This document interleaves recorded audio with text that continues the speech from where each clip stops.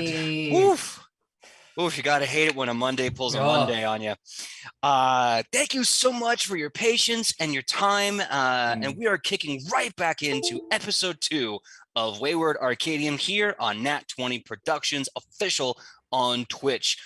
And so we can just get the ball rolling and not lose any time. We're gonna go right into introductions. I'll do a brief recap and we'll go from there. Let's see, let's start off with Aubrey. Aubrey, who are you? Who are you playing? And what are your pronouns?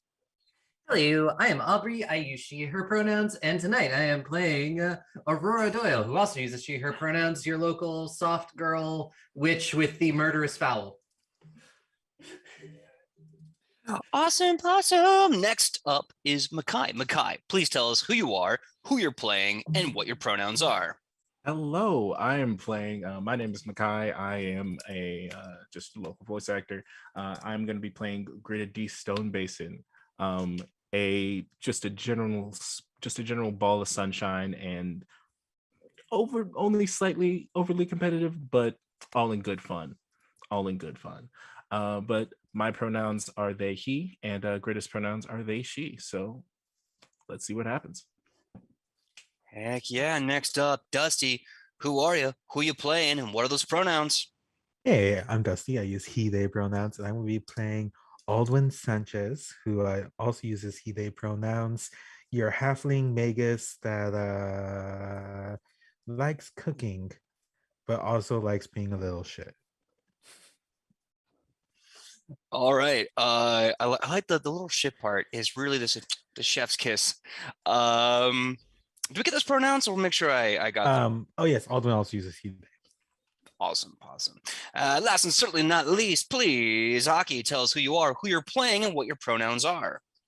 Hello, I'm Aki. My pronouns are she, her, and I will be playing Sarnai Iltishma, whose pronouns are he, they, and they are our very lovely, edgy, broody summoner wizard with a dragon cat noodle, technically.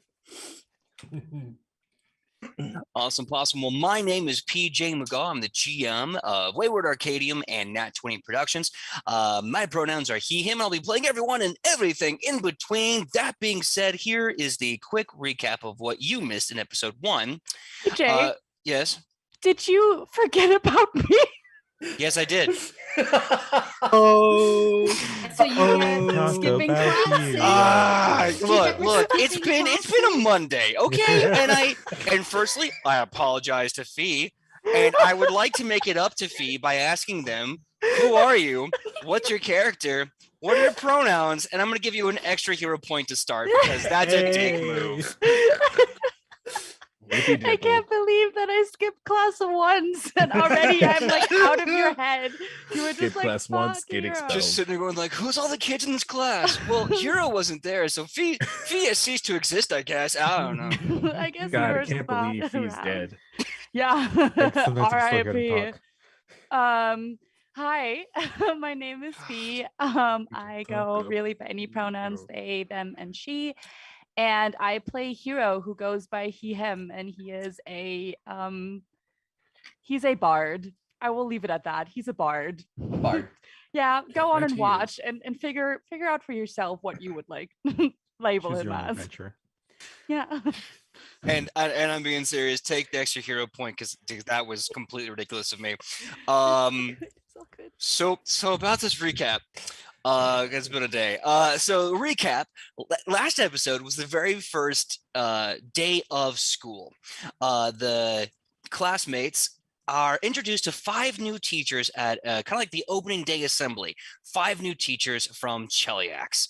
After meeting them, they start to go about their business and go through their classes. They meet Professor Morrow in the necromancy class, and they get to meet 2 of the new teachers in both religion class and champions class.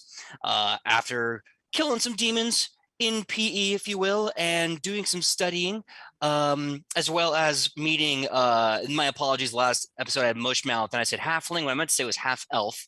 But our friend Aki met a half elf named Melee Powers Shalar. That's right, their first name is Melee. They got into a bit of a duel, and Aki beat his ass. It was insane. But after Gave him daddy issues is what I did. Thank you. yeah, Or just made them worse. yeah, you don't know yet, but yeah.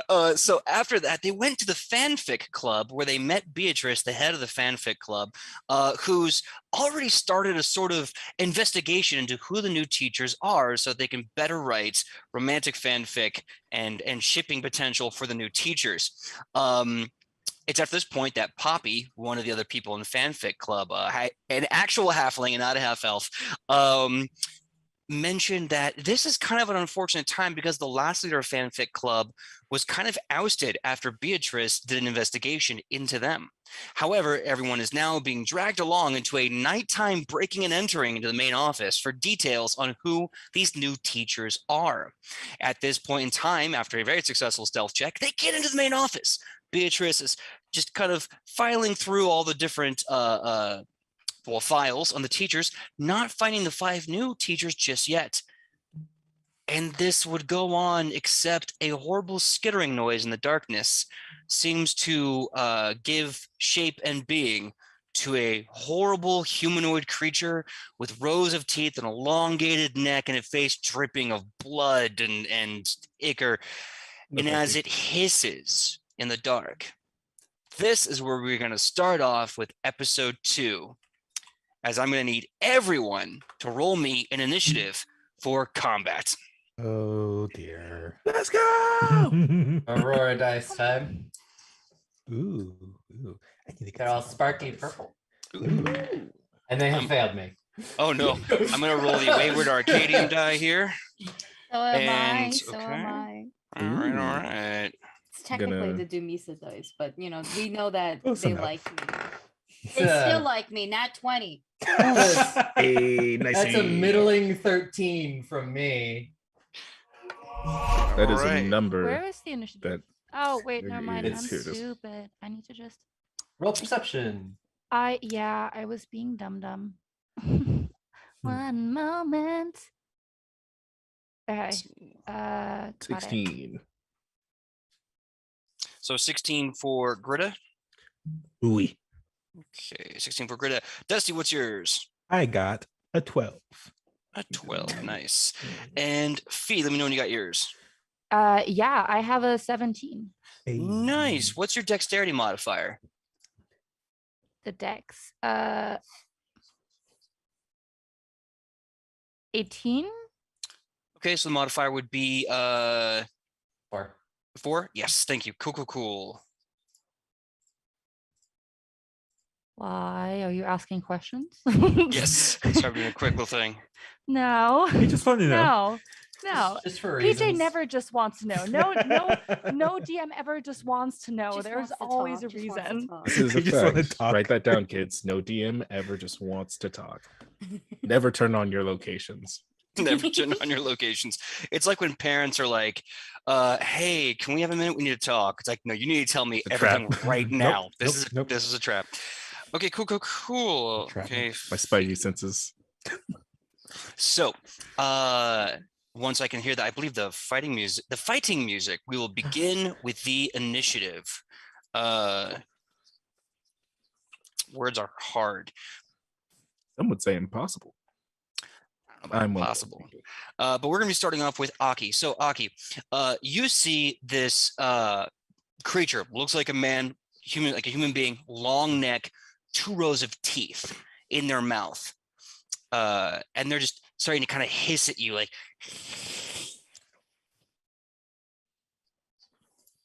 Don't like that. I think it is good to reiterate that I am not in the room.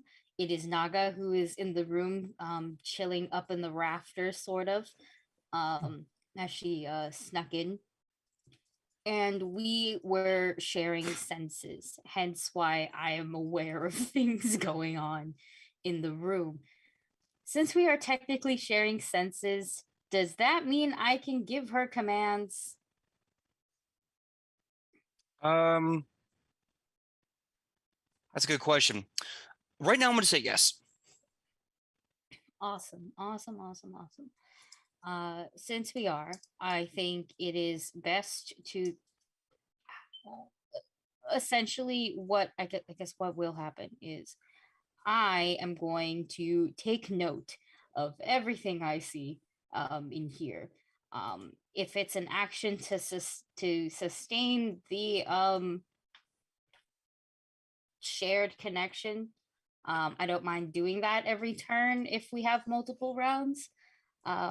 If not, then I'm not sure, but I'd like to attempt a recall knowledge check on this from where I'm at as my first action.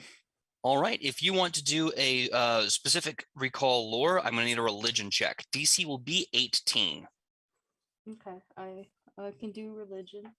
Let's do a different dice.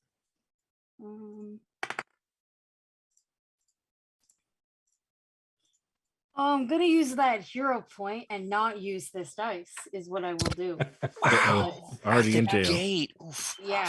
Starting off strong. Because I really didn't want what I rolled is the best way to put it. I'm pretty sure That's whatever the fair. DC was, I was gonna quick fail it.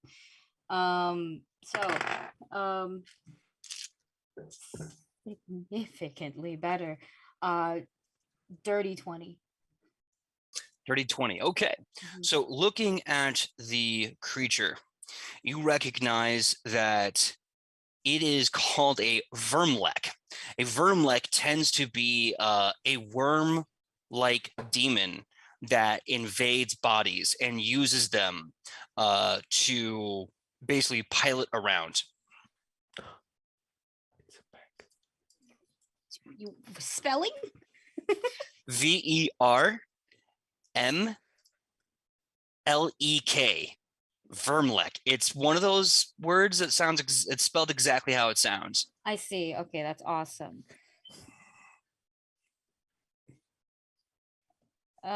Cool. Now that I know that and how more fucky wucky this situation is, that's the exact words I'm going to use. Understandable. I would also use those. I think that's the only appropriate way. It's a good scientific term. Fucky Exactly. There's no other real way to describe it. So what I will then do is fucky wucky. Shit.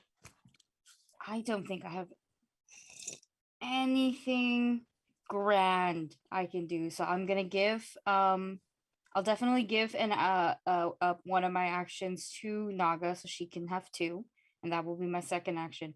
And my third action is going to I can't move. I realize that I can't get too far away from her or else she'll disappear. Could I attempt another recall knowledge check for weaknesses?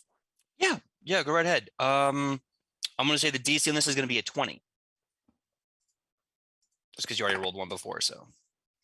What was the knowledge thing? Religion. 20! Dirty 20! Meets it. All right. Yeah. You know that the vermlek has 3 weaknesses: cold iron, good aligned damage, and sonic damage.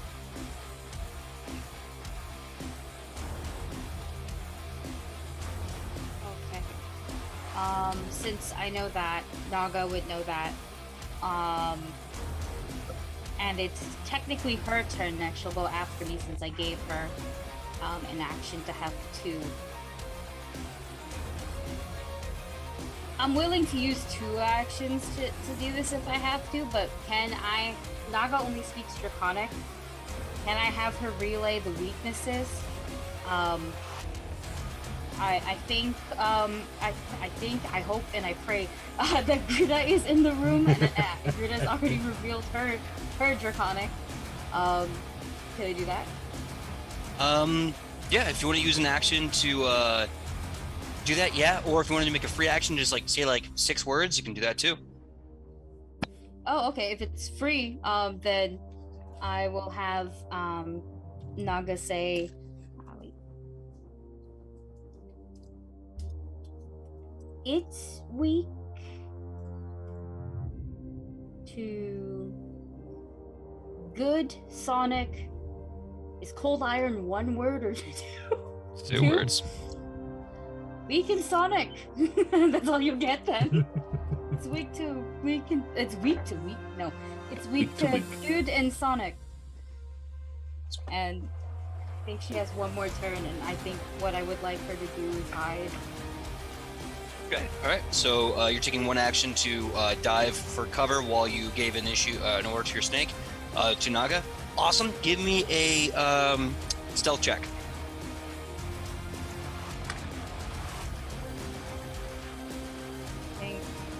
I think that's just a solid 19. Yeah. Okay. Solid 19. Okay. So next up in the initiative, as Naga comes out for the fight and its eyes are glowing in the darkness and you can see what it is seeing, you shout this quick message as you just try to dive for cover and to get out of sight.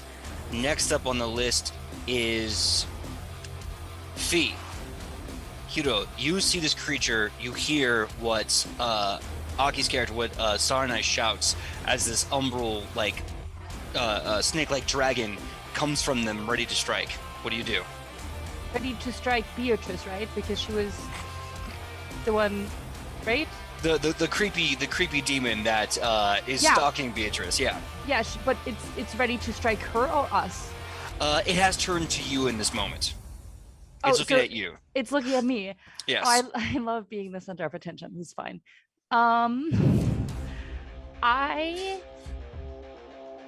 He will try to escape. Okay. Yeah. Oh. Or actually, no. I will do something better. Can I try to? How are we in relation to the door? So you are kind of down a hallway to the left in the immediate entrance and in kind of a file cabinet, secretary office opening area. So you're probably, I'm going to say, about two movement actions to getting to the front door and getting out of here. Okay, and then how big is the Snarver? Oh my god, I forgot the name again. The creature? Yes. The Vermlek. Yeah, the Vermlek. Like in thickness. In thickness. It is the exact shape and size as a normal, medium-sized creature person. Okay, Hero will try to lure the Vermlek out of the door by chasing him down. Okay, so you want him to follow you, right? Yes, I want him to follow me. Cool. Give me then your choice of what charisma-based check. Could be intimidation, could be deception, could be diplomacy, could be performance. Okay. What are you doing to get their attention?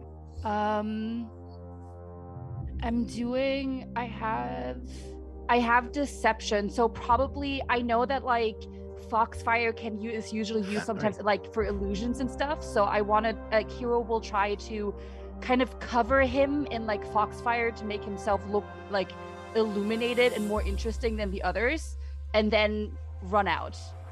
Give me a performance check as you kind of use this fire to illuminate yourself. All right, got it.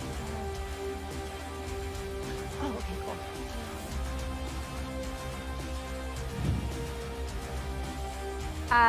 That is a 26. Hell yeah. That's a critical success for this distraction. So what do you do, and tell me the tale. What are you doing? Conjuring up Foxfire in front of himself to cover his entire body. Hero starts jumping up and down like a maniac, and it's just hey, you oversized slug, look at me. And just starts waving his arms before he uses another action to dash towards the door. And can I scream something at the others as I run, or would that be another action? I'll give you, if you want for free, try to say it in 6 words or less. Get out of the way. That's enough. Yeah. So yeah, and then so Hero will, after he jumps up and down trying to get the attention like a, I don't know, maniac like firefly, he like makes a dash for the door and then tries to get to the exit. Okay. So it would take you 2 movement actions to get there. You only had 1 left after the ability, so you're about 1 movement action away. It is the Vermlek's turn. The Vermlek, super into this unfiery creature and just starts booking it. Because they don't have to use as many actions. They spend both to get right on top of you, like 1 movement action to get right on top of you. And from there, you see their mouth open up, and you see these little tentacles start to like open up from the jaw, and you can actually hear like the bone clicking as it's distending, and out from the mouth pops this massive purple, like almost like dune sandworms, and it goes and just goes flying at you to bite you. That's terrible. I'm not within range for a shield block, am I? You would be about 30 feet away at this point, so I don't believe so, unfortunately. So the bite is going to, it might be a crit. Let's see, it's a 29. What's your AC?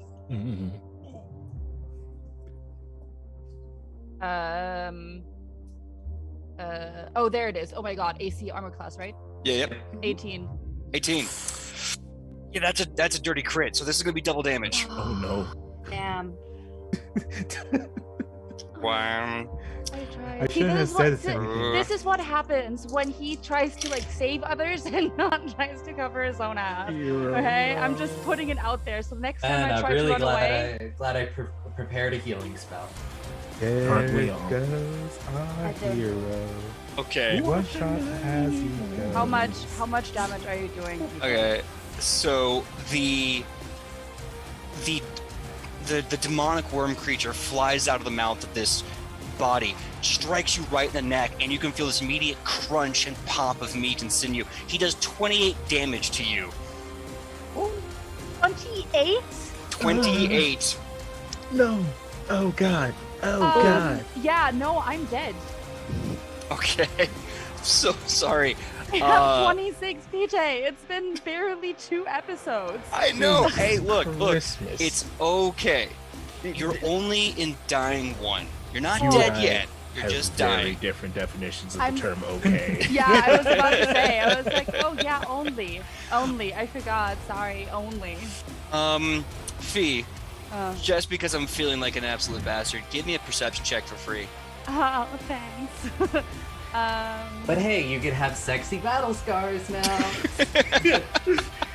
What? I don't know.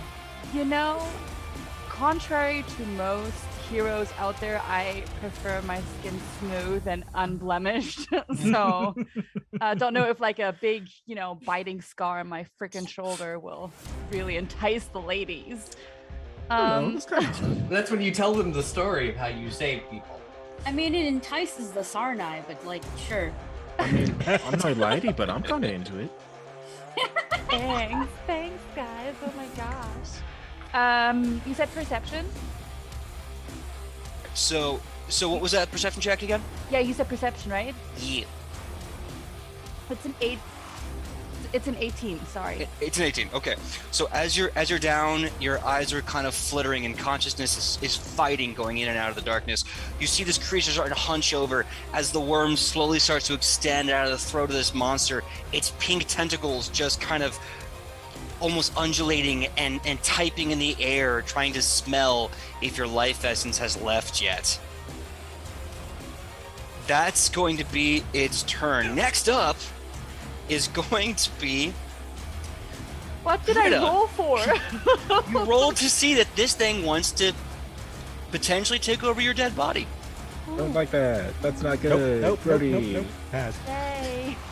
All right, Greta, your turn. Okay. Okay. How far away are they? About 30 feet away. 30 feet away. How much movement do I? have in this game? 30, 20? How does this game work? It's okay. I believe you should have about an average of 25. 25. All right. Dwarves have some of the slowest. Yeah, I think Movement dwarves speed. are only 20. Yeah, dwarves I think are 20. 'cause Oh, they're that's all- right. and then if you're Beans. wearing heavy armor, it's another -5 to that. Mm-hmm. Double beans. All right. So hero, bad news. It's okay. I have a healing spell that I plan to use. I mean, you could take 2 movements to move, Yeah. or 2 actions. Then Yeah. you only just have only 1 action.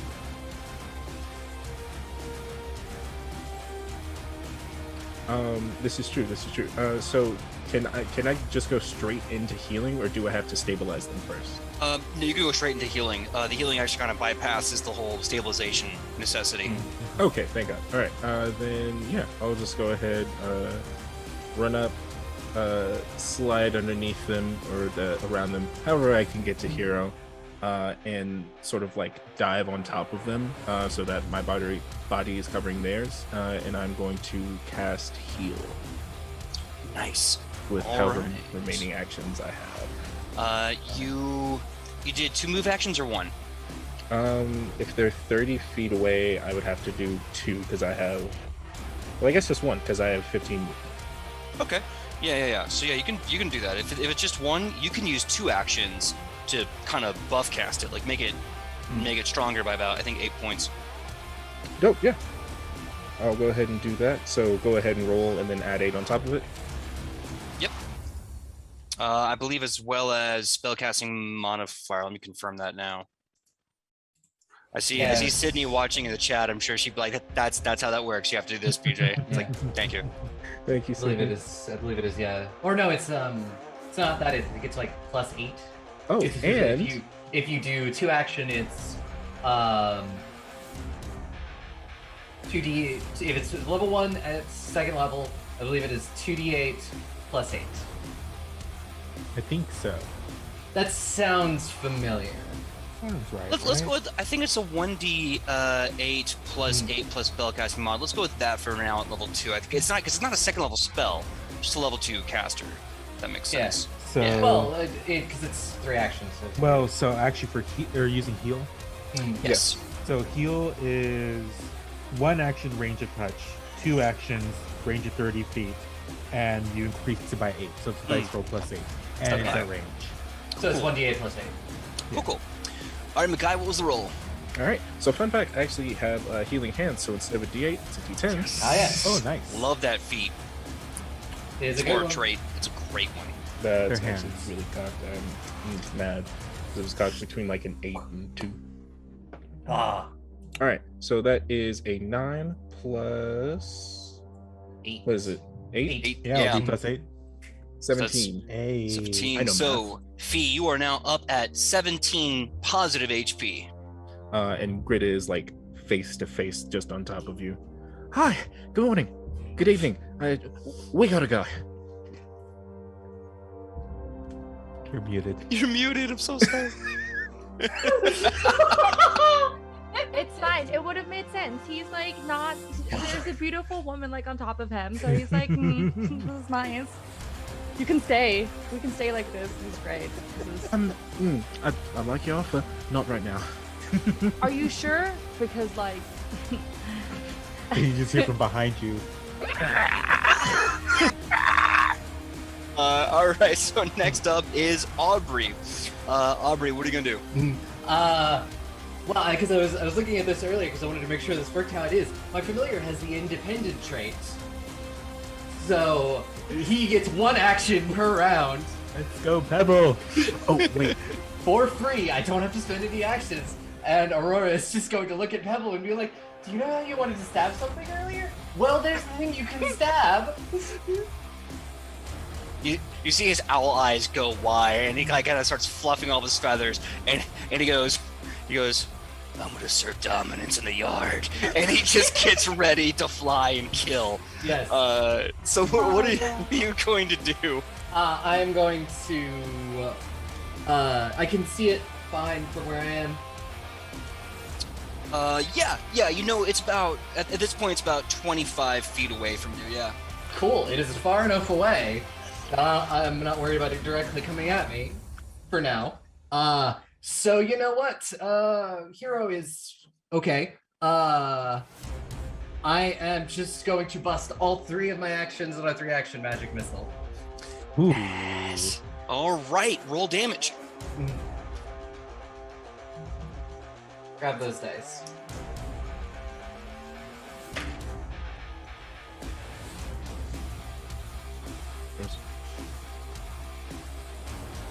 And that is going to be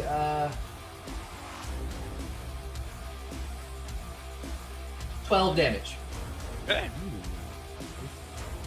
Nice. And that is my entire turn. Nice. And the missiles look like stars. Love that. And with like that, I don't know, he's not within range, but you can see he uses a 1-action interaction choice. He puts his beak. It almost looks like he's kind of the thing that birds do. They preen themselves. When he pulls his beak back out, you see that tiny little dagger in his beak. It just like, and you just hear him muffled, like, "Urge to kill rising." You can kill that thing. So next up we have Dusty. Dusty, what are you gonna do, man? So let's see. The thing is, it's also about 30 feet away from Aldwin. Okay, so I'm gonna use my background feature, which is free action is bend time. So Aldwin's movements kind of become blurred, and what's gonna look like to everyone else is essentially they're going to pop and appear right next to the thing, well, 5 feet away, but right next to the thing. Really is just Aldwin, just like they start seeing things in slow motion and see the creature's tongue coming out very slowly. It's gonna pop right next to it, use 1 action to grab their staff from their shirt pocket because they're gonna have it out, and because I have Twisting Tree, I have Reach, and I'm going to just go ahead and spell strike with Horizon Thunder Sphere. With all that static energy coming out, it's gonna cover the staff, and I'm just gonna bonk this thing. All right, I love a good bonk. Roll to hit. Bonk, go to demon jail. Demon jail. Get out of here. I mean, home. Oh, was it a crit? It's a nat 20. Yes! Let's go! All right. So we want the damage of the staff. We want the damage of the spells at 2-action cost. And you're gonna roll that and double the number that you rolled. Hi, for a stupid amount of damage. Yeah. To let you know, normally Horizon Thunder Sphere does 3d6 damage. So Yeah. I'm adding my 1d6 for my staff. So that's 4d6. Yeah. Okay, roll it and double the number. I want to see this horrible display. So that was. It's just like an episode of Dragon Ball Z. pretty much. Yeah. Pretty much. Let's see. That's 16 undoubled, Okay. and then so 32 damage as like this kind of just as they bonk it, a sphere of electricity just pops out. Okay. And it is electricity damage, right? So yes, Horizon Thunder Sphere. So that would be 3d6 electricity and then 1d6 bludgeoning because the staff is still bludgeoning. Okay. So, you kind of flash, run, pop out of nowhere. You know those things online where you press them and they poof, kind of pop out into a staff? Yep. You gotta pull that out of your pocket, comes out, and I need you to tell me the tale of how you kill this demon. Yeah. I almost want to imagine, so they I think as it pops down to do that, I think what it looks like everyone else, Alden was about 25 feet away, and then they blink, and now they're in the air with the staff, just like jump to their full height, and then smash it down, and this would be bad for plot reasons, but I think the electricity just does so much damage. It just literally like evaporates and melts this thing. Like it just turns to ash, like gross ash. So yeah, you pop out that staff, and you can all see this like sparking light come from both ends, and with a giant whack coming from 12 to 6 o'clock, this thing smacks into it. You see lightning piercing from the flesh, almost to the point where the staff cleaves through it like butter, because it's all the electricity just slicing through this now hot meat, hot, dead demon meat. And then with the charge that's left, it just goes everywhere. I just one last thing. Aldwin's after the bedtime, if everyone like Aldwin's eyes were one was brown, one was green. Now one is the left eye is green, the other one is blue. Ooh. Okay. Green, blue, got it. So you just split this demon in half. With that, you see kind of Beatrice come running around the corner with this big wand, and she just goes, she's just about to just like, magic man! Are we all just covered in demon ink at this point? Because Yeah, it it's went pop, and we're all just like, yeah, it's like think a it's- water balloon went off. It's not good. Question. This is where Did I my will. sh- Oh, sorry, you go ahead. Oh, I was just gonna ask. Does the shield cover me in hero from getting covered in monster guns? Give me a reflex save to shield up to protect yourselves in time. Reflex. All right. This is, all right. Let's see this. That is 16 plus 5, 21. 21. Yeah. Thankfully, Hero, as you're kind of like on the floor thinking about your life choices, you see this demon just split in half in front of you, and you see Alduin just like being left behind, and then behind it as it splays in half, and then the explosion comes out, and as it does, Greta brings this giant shield to bear, and it all becomes a silhouette behind the shield. You are both clean and fine. Greta, of course, your shield is quite nasty and messy. Yeah, just more to clean in the morning. Now Everyone I will okay? Run in. that's gross. Sorry about that. Nah, that was pretty fucking sweet. Prestidigitation. So Aldwin looks down. Or I'm just gonna have to burn this dress. Who knows? Oh, God, are you not all right? So Beatrice comes running in. She's about to cast magic missile with her wand. She sees there's a mess everywhere, and then she just her eyes go wide, visible in the night sky, and she says, "Cheese it! We gotta go, man! We gotta go!" And then she just starts running out of there. Yeah, I think we should actually uh-huh. probably vacate. Offer my hand down to hero. Shall we? That's it. That's all you get from him. If you need, I can bandage you up. I've got a medical kit, but we should get out of here. Nighttime. And then I'm gonna scoop up hero, and then we're just gonna dip. We got You know to what? go. I'm fine. I'm fine with that. I mean, I can patch you up once we get to somewhere safe. No, Oh, yeah. you know what? I love being the damsel in distress. Carry me, peasant. Go. Call me peasant. I will drop you. I'm going to. Naga has glider form. We're gonna slink out, like have her come over. I grab her horns, and we're gonna fly off. just like a fucking skateboard. Mhm. Nice. Skateboard, Oh. technically, yeah. It's we can't fly like high in the sky, but can we hover? Cruise. Yeah. Can we Naga go up through in the those? sky. Yeah. Can we go Absolutely. through the halls? Yeah. Yeah. I mean, absolutely. I want you to tell me the tale of how you're getting back to your dormitory on campus at night. You can ride Naga in the sky. You can stay in the shadows. Know that the security guards apparently are quite minimal at night on campus. So if you want to make a stealth check to not be seen, that'll be an easy check for your level, meaning the DC to beat will be a 13. Individually, as a group. Oh, I will let, since you're going to different locations, I will say that is individually. Yika. Well, if Grida is carrying Hero, then we might want to roll together, right? Because I'm not really being stealthy by myself. If I can't use my Legos. I'll tell you what, we get to do something called following the lead. Or basically, if someone is better at stealth than someone else and they're doing something together, you can basically, Fee, make the check for both of you.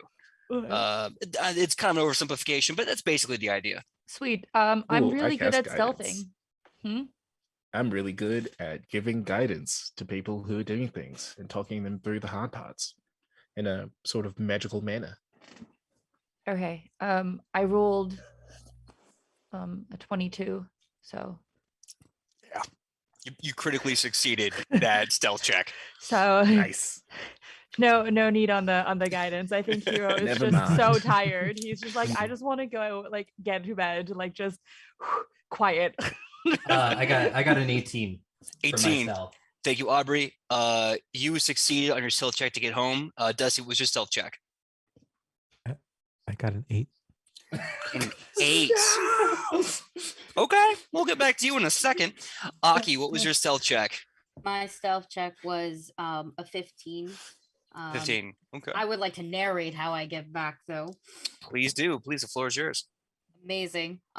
So it looks like people look okay. I have things to speak with adults in the I'm an adult. I have things to speak with other adults, older adults, I hope. In the morning. But first retreat. So I grabbed Daga, like one of her horns, as she's like flying out. She knows we need to go back.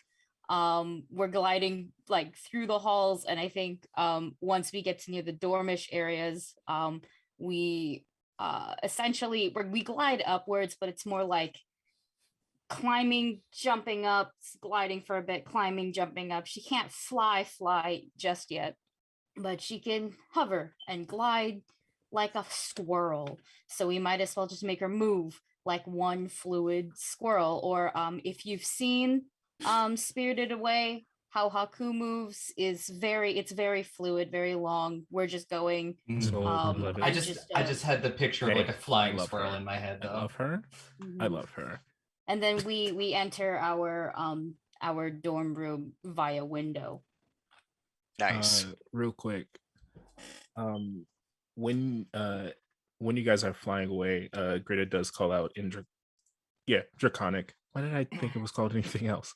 In Draconic, Greta is going to call out, "Thank you, my lady, for your wisdom tonight."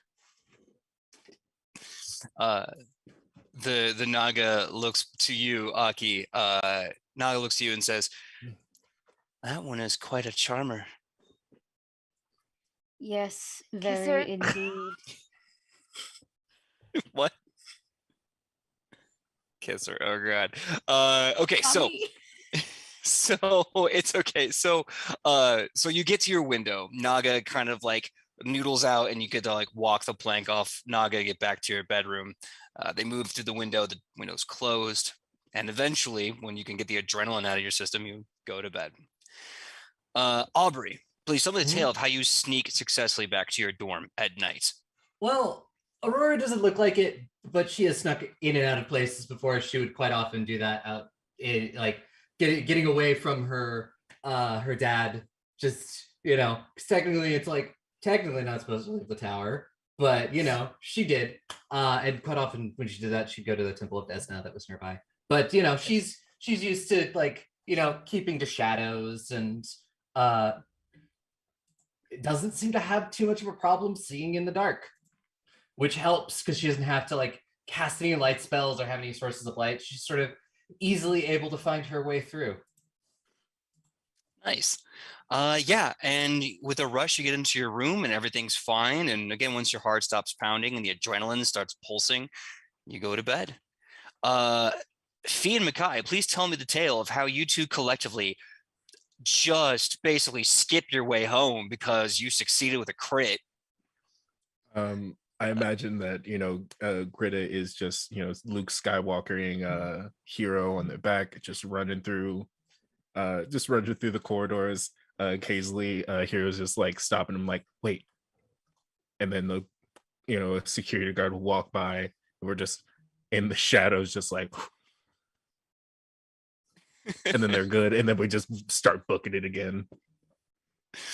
Yeah, absolutely. I will. Yeah, I wanna throw a little moment in there.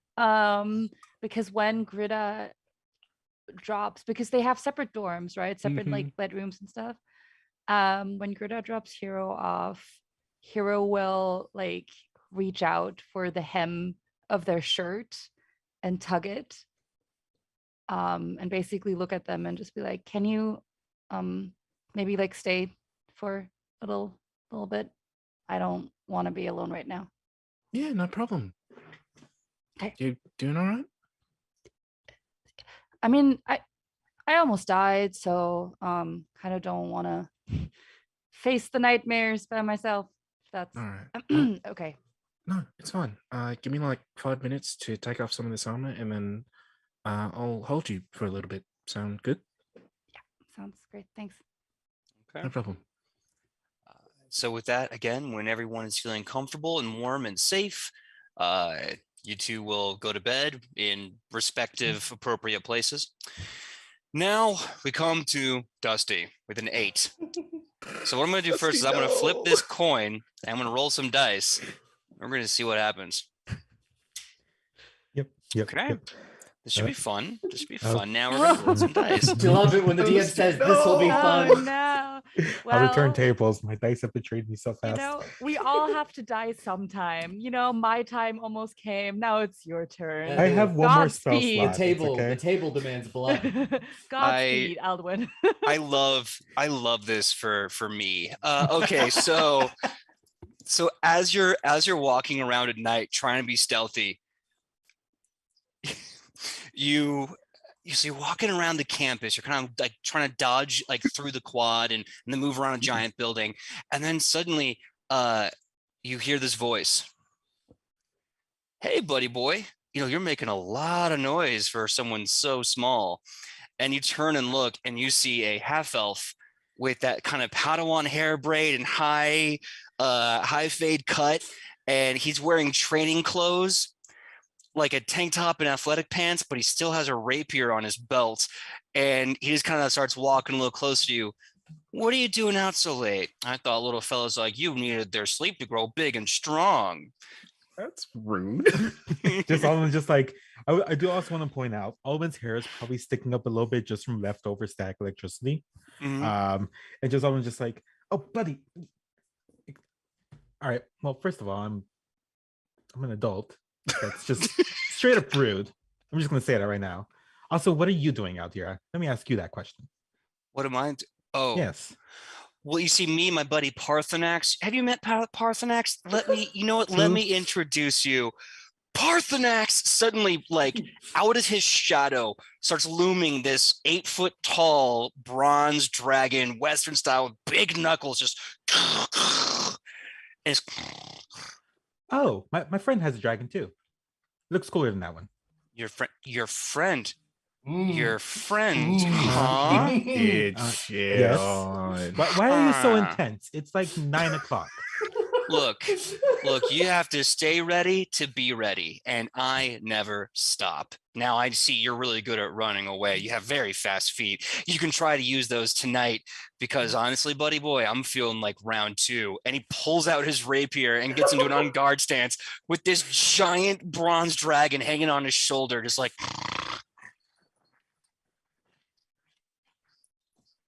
Fine. And just Alwyn's just gonna take out this staff. It's like, I guess you want to fight. It's 9 o'clock. I'm gonna point that out again. It's 9 o'clock. Listen, did you look at the moon? Do you see the grass? This is prime time, badass fighting ambiance.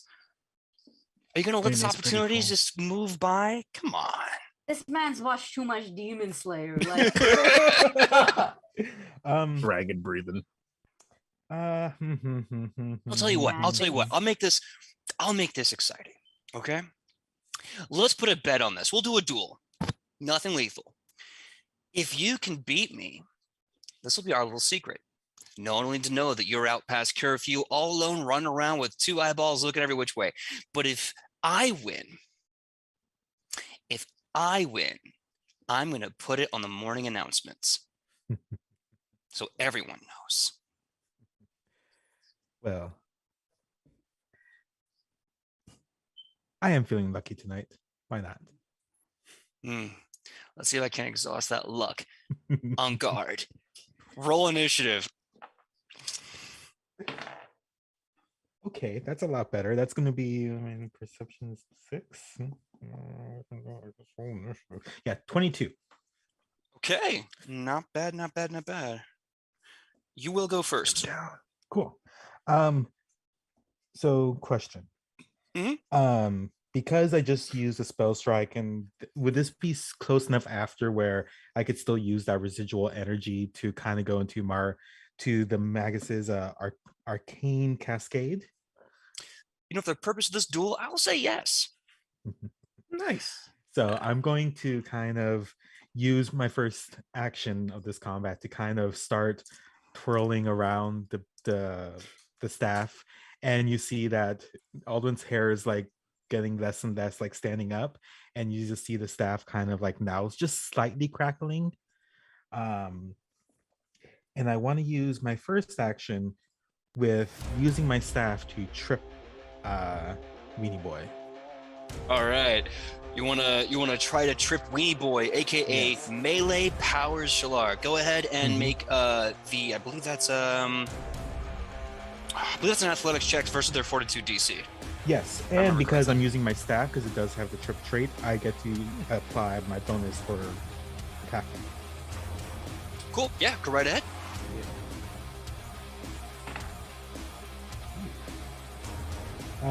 So that's going to be a 22. 22 to hit. That will hit. And with that, he is ass over tea kettle. Great. And then I'm gonna now just bonk him over the head. Rolled A it. very less lethal bonk. I love that. The less of the lethal bonks that we had tonight. Yes. So that's just an attack roll. That's gonna be. Does this have finesse? Can the staff have? It doesn't. So that's gonna be -5. So that's still gonna be. I could do that. That makes one of us. 15. 15 to hit. That'll hit. Nice. So I'm gonna be doing. It's gonna be my regular D6 and plus Arcane Cascade. I deal 1 extra damage, and it's gonna be the same kind of like electricity damage because I used the Vast spell. Yeah. Cool. That's gonna be 4 damage total. 1 of those electricity. Wait. 5 damage total. 1 of those electricity. Okay. So you trip him, twirl the staff around with a nice vertical bonk. You hear a nasty smack of staff against his head, and he just goes, "Ow!" Yikes. I believe it's his turn now, right? I assume so. Okay. Yeah, that's all my action. So yes. Cool. So on the ground, he's gonna do what he does best and try to talk smack. He's gonna use a hero point. Okay, that's better. Now, what is your willpower DC? That's just it's 10 plus will, correct? 10 plus with the willpower. So it's gonna be 18. 18. Okay, cool. This will succeed. Basically, he's on the ground and he goes, I have to admit, you're a very brazen coward. And from there, he gets a panache point, and then he goes, well, you know what? I don't play fair. Parthenax, go! I need a reflex save, my man. I can't believe he like sicked his Pokemon on you. What is this, Arceus? This should have been so cool, but God, he's so cringe. God, he's so cringe. Look, I think the moral of the story is all bullies are cringe, aren't they? Right. This is Remember, kids, bullying is no cool. 25 for my reflex save. Oh, damn! Yeah, okay, you take no effect as this God. lightning breath just comes out of Parthenek's mouth, hits a spot of grass behind you. You see like a little, like a small little bit of flame, and then it just kind of dies out in the night, the night dewy sky. Do you always do this much smack talk while doing nothing? He's on the ground with a rapier pointed to you, and he goes, "It's my thing, man. You shut up. When I get up, it's on." So your brand is being terrible. Gotcha. You're a dick, bro. Your dragon just shot lightning at me, and again, it is 9 o'clock. I should be in my bunk. It's your turn. What do you want to do? I'm gonna use my conflux spell, spinning staff. So essentially, I'm in arcane cascade, and I'm gonna use this, and I could attack 2 foes, and I get to transfer this momentum to recharge a spell attack or a spell thing. Okay. So are you going to use it to attack both Parthenax and melee powers? Yeah. All right. Roll to hit. So The reason he drops out. I do have to make. So I have to two succession attacks. Yeah. The first. I'm gonna use a hero point.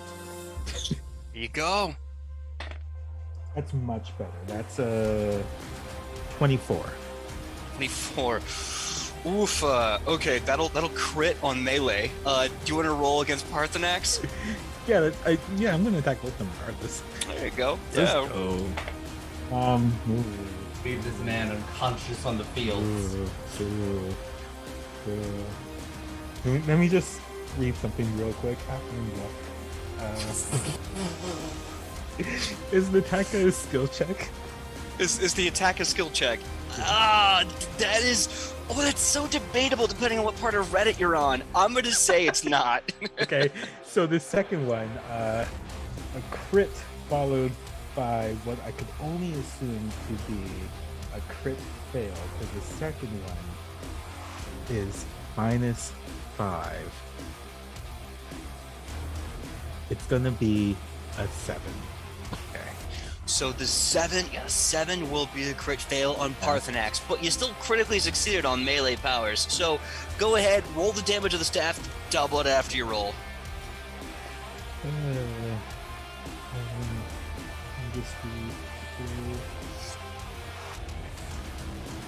Okay. So that is going to be 3 plus 2. So 5. So 10. 10, and I feel like it's just gonna be like he just got smacked by a tree branch moving too fast. Yeah, he technically on the ground, so it's kind of crack, and he's ow. Oh. And then you try to use the momentum to spin through and hit Parthenax, but you whiff, and Parthenax like looks at you, refocused. How many more actions do you have left in your turn? Was that all of them? That was just one action. So my second action, I don't trust myself to attack with -10. There's a level 2. All right, level 2. It might work. It might just work. You could roll a nat 20. Funny. You've done a good job rolling that 20 so far. It's only been. It was only one nat 20. 100% more than I got.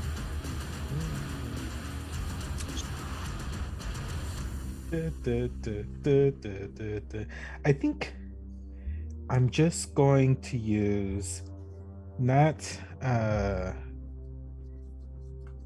a spell strike. I think I'm going to use telekinetic projectile. Okay.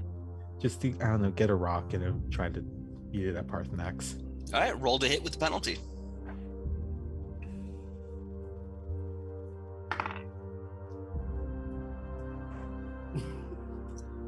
Is it another nat 20?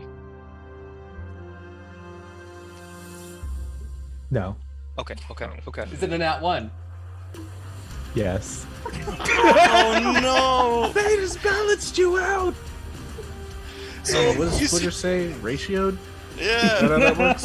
You have that kind of like moment, like you spin the staff around, tuck under the arm, make an awesome pose, and then you start doing like this like Jedi thing, and then the rock like goes and flies, and Melee's kind of looking at you, ready, and it just goes. You don't have a hero point or anything? I use it for the first attack. It's like, see, that just shows you are easily distracted. He gets one action to get up, and with that, he does one action to attempt a disarm on you. What is your Fortitude DC? 17. 17.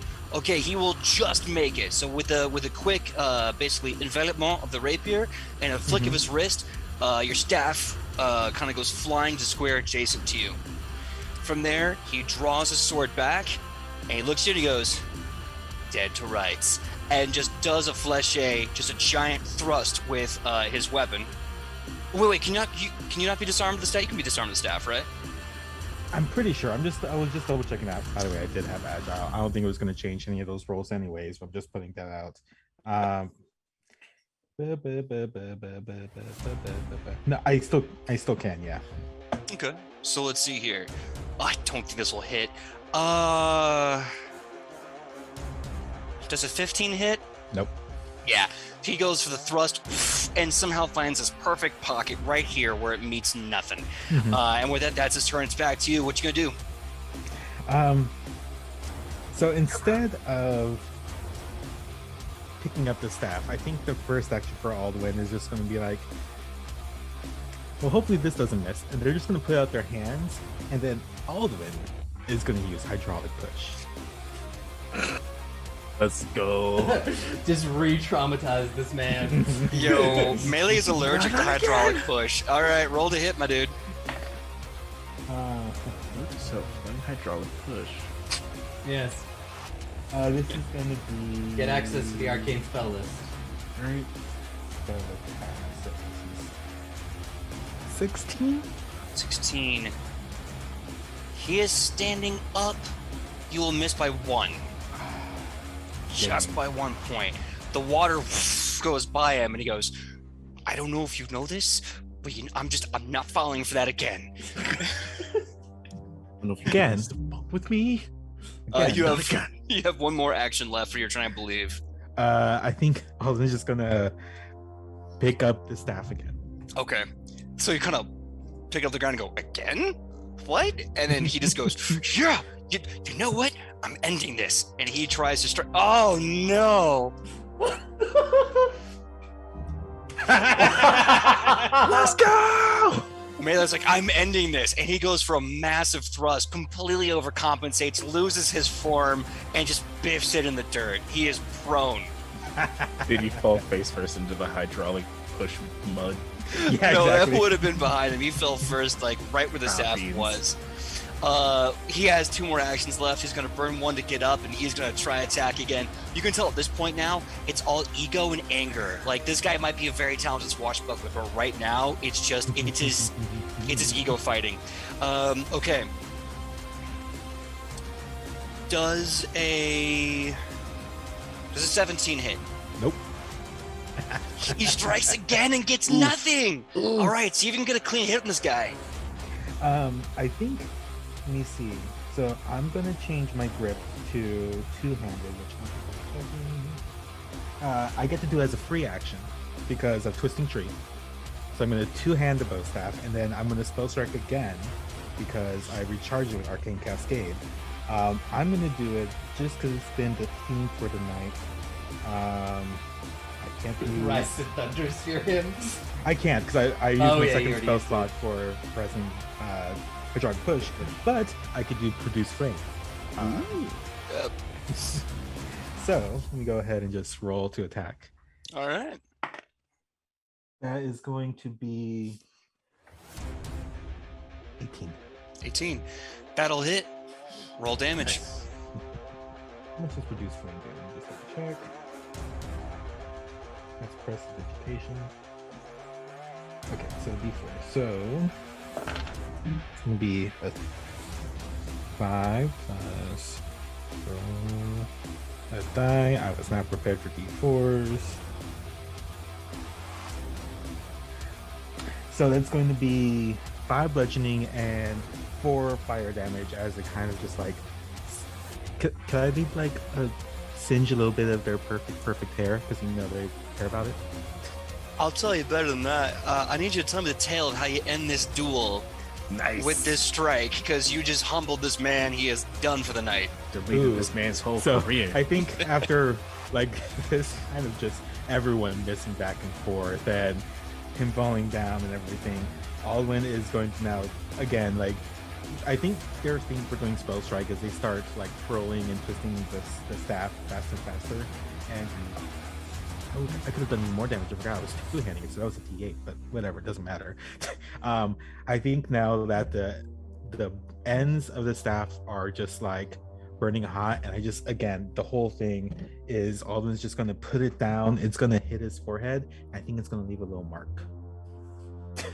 Yeah. So you just bonk him with this burning staff and just like it's like, you know, when you swing a piece of ember wood at something, when it hits you can see the embers. Yes. Yeah, the embers come flying off his forehead, and he's just like, oh fuck, and falls unconscious on the ground. You see Parthenax look at him like, kind of like nudge him with the nose, and then it goes and then just vanishes, just gone, poofs out of existence. Well, yeah, no, I'm gonna leave you here. You're kind of a dick, and I'm just gonna go back to this. All right, so with the duel at night, in the full moon, in the awesome ambiance as Melee was talking about, you have won the duel. And when Melee wakes up, we'll see if he's a man of his word or not. But you are able to go back to your room unaccosted and go to bed, no problem. Hey, we're just going to add that there. Perfect. All right. That being said, we're going to take a quick 5-minute break. And when we come back from our 5-minute break, we are going to continue with the, I guess, technically second day of school at Wayward Arcadium. We had a combat with a crit and almost lost our bard. We had a badass nighttime duel to get back to home safe and sound. And so when we come back, we'll see what the weird ramifications of this night have been. Thank you so much. We'll see you in 5 minutes. Hello, everyone. Thank you for that wonderful break. That being stated, the Melee Powers is just beat up and left somewhere on the back lawn of this school. The moon says farewell as the sun says good morning, and a new day at Wayward Academy. I'm sorry, the Arcanumerium of Wayward Arcadium starts the second day of this semester. Everyone, please give me a quick couple of minutes about what you're doing as you're getting ready for your second day of school after everything you just went through on your first. Starting with Aubrey. Aubrey, what are you doing first thing in the morning? I'd say the first thing Aurora does in the morning is you know, she spends since being a witch and everything, she spends you know, when she wakes up, she spends the first hour or so probably wakes up closer to sunrise just to get a little bit of that last glimpse at the stars and everything before the morning starts. You know, spends the hour communing and you know, taking care of Pebble, like giving him a nice brush, preening him, all that stuff. Because as bloodthirsty as Pebble is, she loves him. And then getting ready and probably getting ready and then being like, oh crap, maybe suddenly worried about running late and just being like, do I have time to eat food? And then he's like that Sailor Moon, like toast in the mouth, booking it to class. Oh no. I knew this was gonna be an anime bread girl, bro. Understandable. That was the vibe. Yeah. All right, Gritta, give me that morning tradition. What do you do on your way to class? I think Greta got up pretty early. I think just because of how late we ended up getting in, and I imagine her and Hero probably talked for a bit, so she probably crashed at Hero's place up early, just doing squats in Hero's next to Hero's bed till he gets up.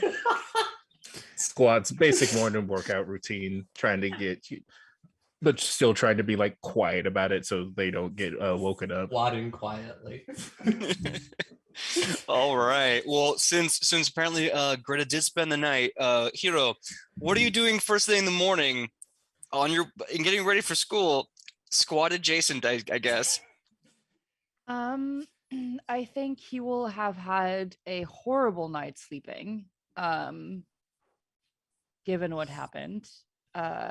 And I think even though he might be awake and like can hear Greta like work out and stuff, he like turns his like he's sleeping with his like back towards her and like hiding the fact that he's awake because he needs some like quiet time before like be getting around people. And then he gives himself a pep talk, which is like, I don't know, go out there and be awesome because no one can be as awesome as you or whatever. And then then he like, you know, like slaps his little cheekies and he like wakes up and it's like, yeah, okay, got it. Hey, Morning, handsome. what's up? Handsome? Me? This early in the morning? I mean, it's like bed hair, like whatever, and he like blushes. It's like, Well, I don't see anyone else around here, so come on, let's go. Up, get him. no, up is not the problem. I think I got that one. All right. So we're gonna do a hard left turn and let's go to Aki. Aki, how is Sarnai starting off their day and getting ready for class? Oh God, their day. I think it's like they wake up, they do their skincare routine. They're trying to have as like refreshing, I should say, of a morning as possible.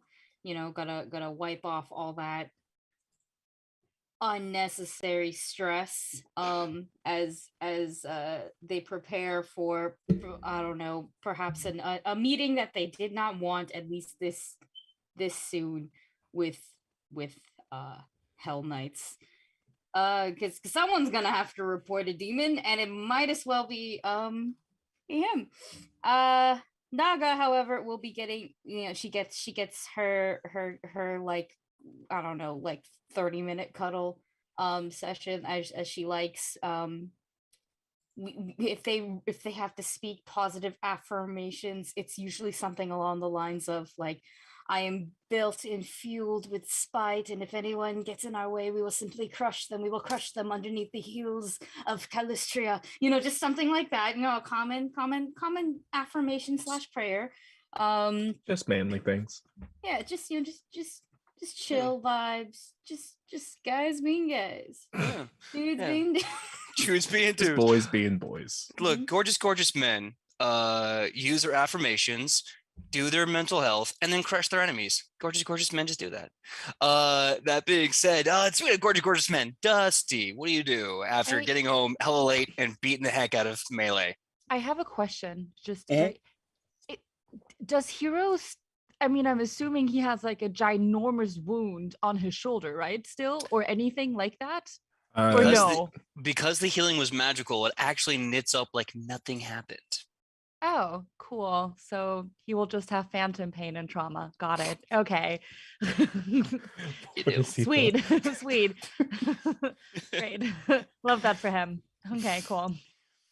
All right, so Dusty, what is your morning routine like as you're getting ready for class? Alwyn just wakes up early, and it's just like, just because I think they will, like, they have like a mirror, they're gonna notice that like the eyes change color. I'm like,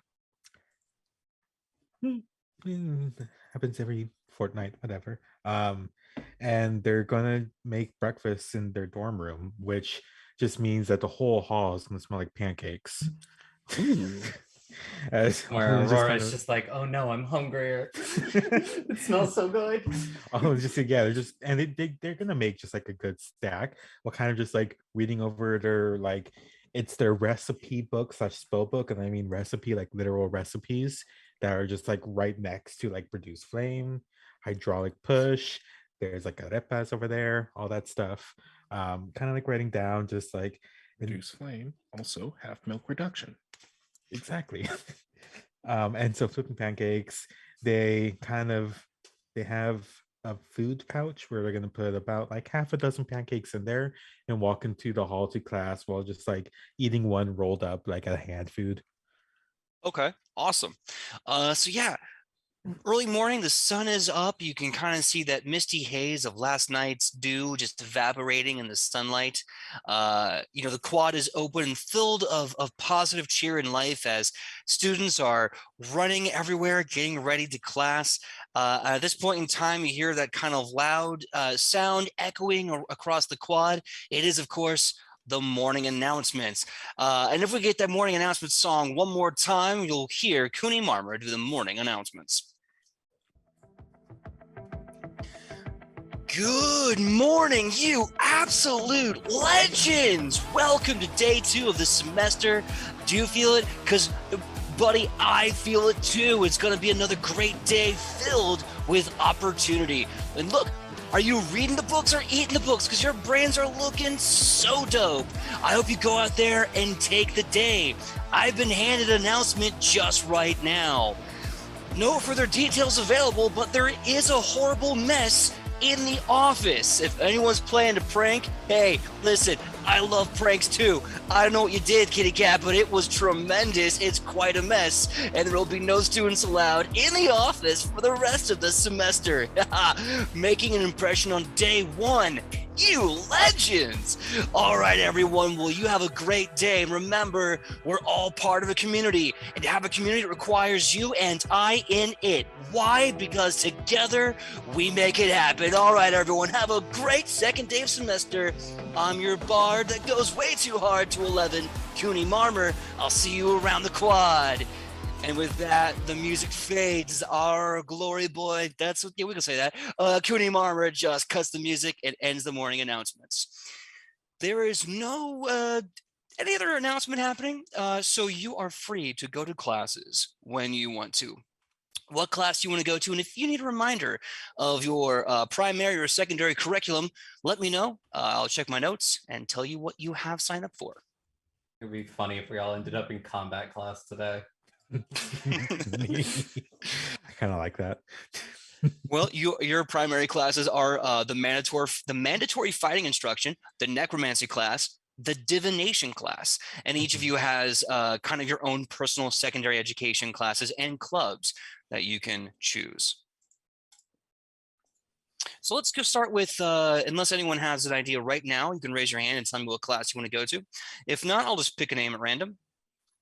Okay, let's go with Makai. Makai, what class do you want to go to today? What were my options for the personal ones? Let's see here. What do I have here? I totally wrote them down. I did. They're right here. Let's go with the medicine. Let's go with the medicine class. Medicine class. Okay. Fee, what class would Hero like to go to? None. None. None. Valid. Hero, the idea of being around people right now, I think, is a little bit much, but I do think he would want to try to speak to the champions in structure, like instructors, like the professors.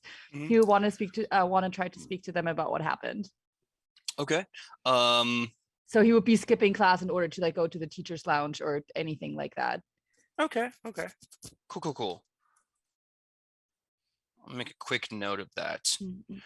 Would you be open to the idea of having other people do that as well? I think someone else is looking to talk with them. Oh yeah, of course. I don't have to go alone. I don't know. He's traumatized. Like maybe having somebody there that was also there will be like very helpful. But I think he would want to talk about almost dying at the school. I don't get student loans for nothing. All right, making a quick note. There we go. Okay. Aubrey, where do you want to go for your personal class? I think Aurora will go to medicine as well. Medicine as well. Awesome. Okay, medicine. And Dusty, where do you want to go for your class? Let's see. I think Aldwin is going to go to alchemy class. Okay, cool.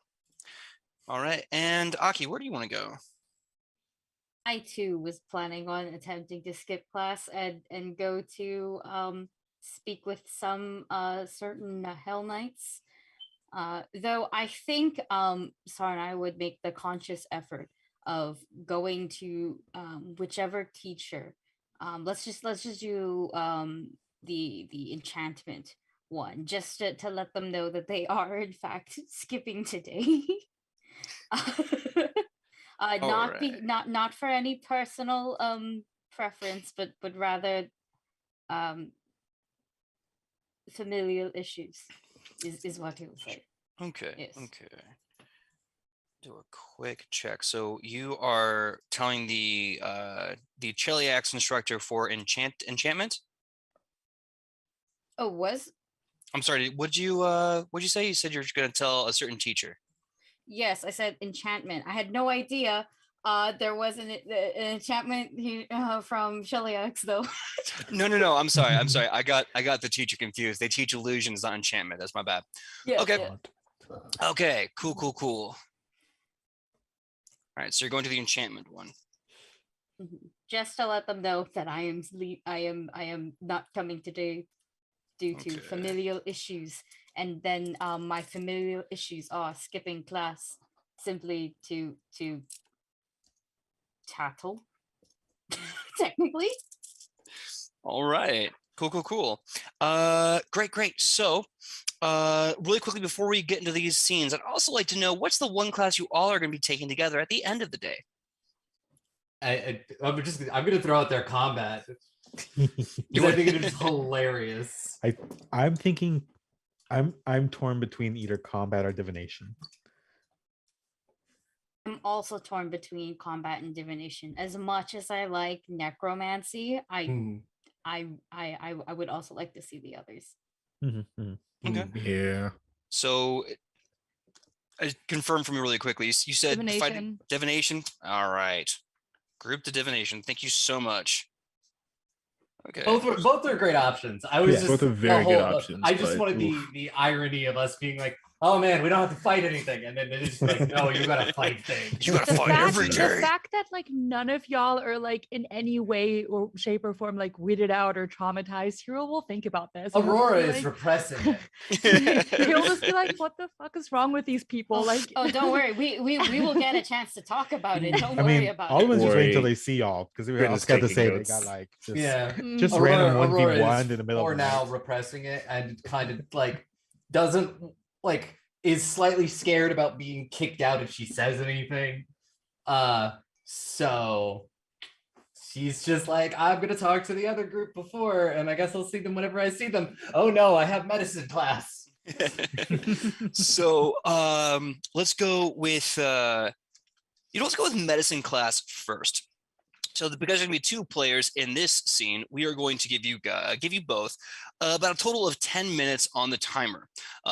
Should kind of make it a fair 5 for 5.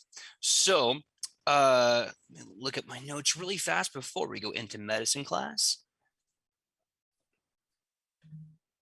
Okay, starting the timer.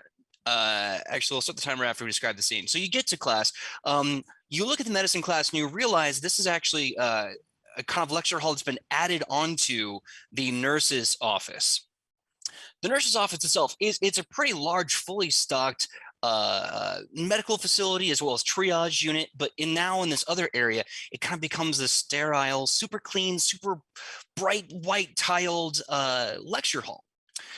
You see leading the lecture, a half-elf woman with long white robes, and she's wearing these red gloves up to about her elbows. You're pretty sure it's dyed red and it's not blood. You kind of gather she probably has long hair, but she's wearing it in kind of this braid that she wraps around her head to kind of anchor it down. And Once you enter class, she looks at you with a very soft and warm smile and introduces herself as Alona, the cleric and medical instructor, as well as lead of medical services on campus. Timer starts now. So We'll wave at Greta. She's like, hi. How are you doing? We saw a thing explode. Are you okay? Physically, yes. That's good. I'm still kind of freaking out, but we don't have time for that right now. Just a little, yeah. After class. So everyone kind of hunkered down in their seat, and Alona starts her lecture. She goes, "Good morning, everyone. So today we're going to talk about internal bleeding. And it's kind of tricky, because you don't see it, but it's there, and we're going to talk about ways to spot it and find it. And I'm sorry, I hate to be rude. Did someone mention something blowing up? Oh, yes. So, if I was discussing with my friend that, much like internal bleeding, if someone were to pop a blood vessel, like I saw another friend of mine do, it would like blow up, and then that is another way to identify internal bleeding. That's totally not external. Give me a deception check. Can you give me a medicine check? Because that's technically right. I mean, technically it's right. But you're lying, right? I'm lying with truth. Oh, we're both making deception checks? You know what? Yes, I'll have you both make deception checks just because I want to see. Nice. I want to see what happens. Looks at that 1+1 I have in deception. You have a +1. Can I just be like, Desna, guide me, and just give myself guidance for this? Desna, take the wheel. Yeah, go right ahead. Oh, that's an option. All right, I'll do that. Okay. Dice did not fail me. That is a 21. 21. Solid attempt at lying. Greta, what was that lie check? 13. 13. So Alona just kind of looks at both of you and smiles, goes, okay. Okay, buds, listen up. Here's what we're going to do, okay? I'm just going to believe your friend here, and we're just not going to talk about whatever the horrible incident happened in the office overnight. I don't need to know. Thank you. Of course. You don't need to know either. But if I do find out it was one of you, okay, it's going to be some trouble. Yes, there will be. Now, that being said, let's talk about internal bleeding. We are going to use this, and she rolls over and picks up this giant ballistic dummy with, you can kind of see there's like pockets inside of like fake blood and a fake circulatory system. And she goes, we're going to talk about how to find signs for this. Now, first things first, who wants to make a grievous injury to this ballistic dummy? Oh, wow, your hand shot right up. Yeah. Oh, come on down. Of course. They're very good at that. I'm very good at it. Okay. Well, I'm not going to tell someone who's very good at something to how to do it. So please, whenever you want to, go ahead and hurt this dummy. Slice a dice. What do you want me to roll? Just an attack mod? Let's do this. Roll attack to hit. All right, that's a 14 plus 7. That's how this game works? Yes. 14 plus 7. So okay. Yeah, you critically hit this non-moving dummy. Tell me what you do to just grievously injure this thing. So I approach it and I sort of levy, that's a word. I raise my sword with its shoulder and I sort of kind of try to hit it the same way I saw a hero get hit last night. So right here on the neck as it's moving towards like the shoulder and the collarbone right there. Mm-hmm. And then I am like, on the teacher's mark, I'm immediately going to start healing it magically. She stops her. She goes, no, it's okay. You don't have to do that. Don't heal it magically. We're going to learn about this really fast. Okay. She puts her fingers like right in the open wound of the ballistic dummy. And she goes, now, what is this place right here where my finger's at? Right here. What do we call that? We need to roll to see if we Makai know wants this. to say jugular. If you don't but know it, you Grita's- can make a medicine check. I was just being like, it's the carotid, right? Yeah. Yeah, that's the one. So Alona starts telling you about the 7 deadly parts of the human body, the major arteries that, if injured, if snipped and damaged, will take your life away from you in minutes. And of course, she mentions the tragedy is the more of these that are cut at one time, the more blood spills out, which means that timeline is drastically shorter. So speed is always very important. When someone suffers a wound like this, you want to make sure you get to them right away. They could be dead in like Seconds. If 30 even. seconds. Yeah, absolutely. 30 seconds to a couple minutes. And then get her fingers just right in there, and she's just like, it's so cool though, right? Okay, It is pretty okay. fucking neat. So now let's pretend that you were able to snip it without causing dermal damage. So it's bleeding on the inside. And so then she goes, no, go ahead, heal, but like heal like just the skin. And I do so. Okay. Fuses up. But because it's like a ballistic dummy gel, you can still see the blood like pooling under the skin and moving through the body, trigger warning anatomy or gross things like that. And it's moving through it. And she goes, okay, so you notice, or she turns it around, there's like an unusual coloration here and here. Now, our friend here doesn't have eyes or a heart, but you can definitely look for signs of pain, lips going blue with like blood loss, signs of shock or trauma.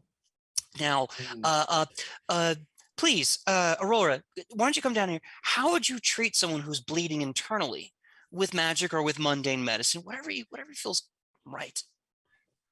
I, out of character, no idea. Can I roll medicine to see if Aurora in character knows this? Go right ahead. And may I, sort of knowing what to look for with like subdermal bleeding, somewhat, can I do a past medicine check on the last time I saw a hero? Yeah, I'll give you a +1 for using that as recollection. While you're doing that, Aurora, what was your 17. roll? 17. Good roll. Good roll. She's trained in medicine and she has the battle medicine feat, so I imagine she knows these things. Oh, dope. Yeah, so basically your mind and your hands get right to work, stopping the bleeding or at least applying pressure, all those things. At some point, the option is there. Sometimes it's easier to snip the skin and then work inside, patch it up, and then work your way back out. All these different methods. And while you're doing that, Makai, what was your total roll? 23. 23. Awesome. Yeah, so much like the other one, about the deadly parts of the human body, the arteries that get cut and the timelines that move down. If it's, subdermal, kind of similar to what Aurora discovered. You're all working on this cadaver together, basically. And then kind of moving her hair back behind her half elven ears, she leans down and she says, now, if you do have the spell slots and can use heal magic, definitely recommend it. But if you can't, that's why it's good to know how to apply pressure, make sure the wound is, above the heart and the heart is stable and all these wonderful things. So why don't you go ahead and finish it off with a heal spell, and I'll have you go back to your seats. Yeah, I had to stabilize my Uncle Gary at the last family function. Wild. I don't have heal itself, but I have soothe. That'll work. Yeah. I have heal. I'm a life cleric. All right. Quick cast of heal. Give me a roll, just for the giggles. 6 on the die plus 7. Okay. Yeah, 6 plus 7. Okay. Yeah. So yeah, 13. you're both working on this ballistic gel dummy cadaver in like seconds with your medical attention and your magic. You are able to, if this person was a real person and not a dummy, they would not only be fine, but they would have no symptoms of any trauma, internal or external. With that, Alona says, you guys did so great. Thank you so much. Please go have a seat. Really wonderful. Okay, so my time is almost up for this lecture. Remember, everyone, please take notes of trauma and medicine, and we'll go over poisons later. But the end final is going to be a big one, everyone. We have to perform actual trauma surgery and triage. We have volunteers and we have specialized clerics, but you really have to be on your A game because otherwise, Volunteers? people are going to die. Volunteer? Who would volunteer? Aurora's just like, What's happening? Aurora's like, Why? okay. Is there a card that you sign? To what extent Is- do you need to volunteer? Because I have already sewn back on at least 3 of my uncle's pinkies. Oh, well, unfortunately, since you're a student, you can't volunteer. We have to make sure someone retains the information. But effectively speaking, these are people who understand that we have other professionals on site. So if something goes wrong, we can cast a resurrection spell. They'll be fine. This is just like fucking like Victorian Sounds medical reasonable. school. People up from Absalom. Here's $20. Here's $20. Go trust a college student with your mortal life. What could You know, possibly go wrong? We already trust them with our hair. That's basically the same thing. All right, so No, before we No, it's not. No, your hair is on top of you. They're good. And so is your skin. I fail to see how these are different. No, shut up. Oh my god. no, the last thing I want is fucking is like Aurora who's like 2 steps away from like brittle bones disease, sticking her goddamn fingers in me, and I agreed to it for like $20 and like a Tim Hortons gift card. Hortons gift card. What is there for the pizza afterwards? Hey, Aki, you want to know how I know you're Canadian? You just said a Tim Hortons gift card. Yeah, Tim Hortons gift card. I said the full name too. I was gonna say. Old Timmy Ho Ho. Oh, good old Toho. Okay, so I need Aubrey and Makai to make medicine checks or any check you feel is appropriate for how your studying today went in medicine class. Hell yeah.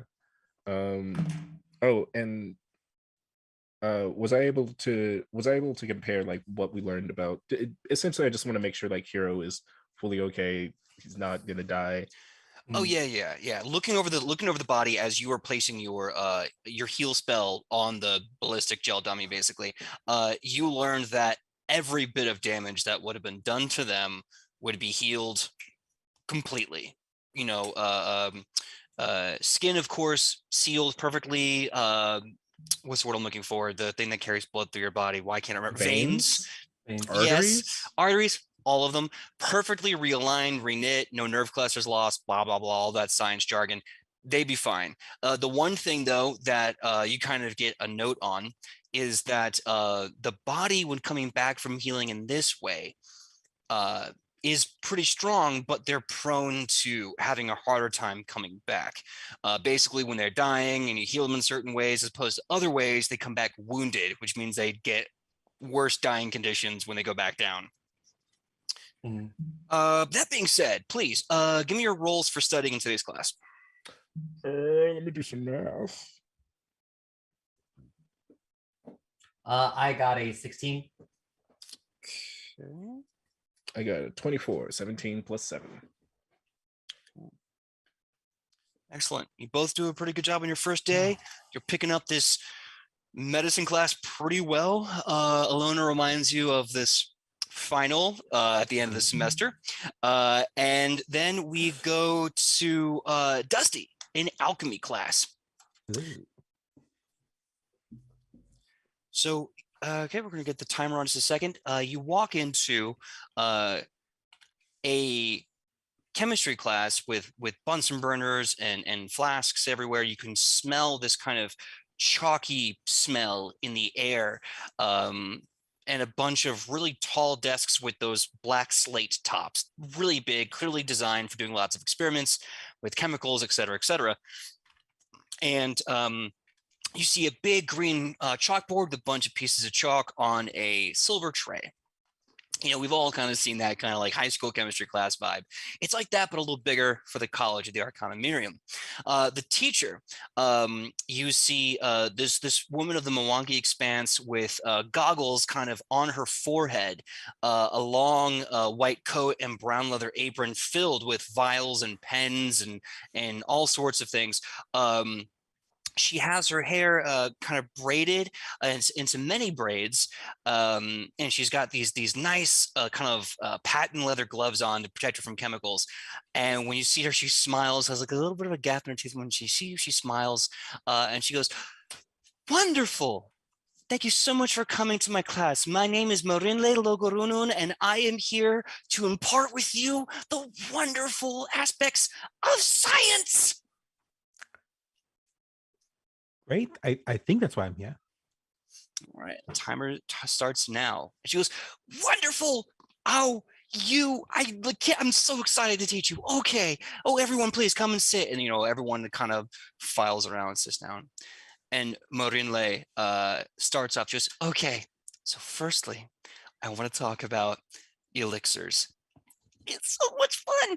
Chemicals that can be mixed together to have interesting components and actions. And if you have the right chemicals, you can change anything, like mutagens. So, Aldwin, what's something you've always wanted to put together and make?"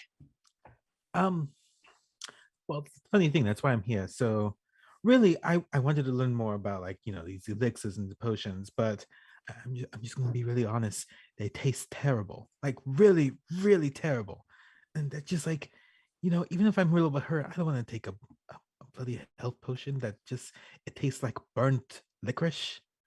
Um, I was wondering, have you done any experiments or stuff where you take all this sciencey stuff and put it into like edible food so it tastes better Ooh. and it's easier to carry?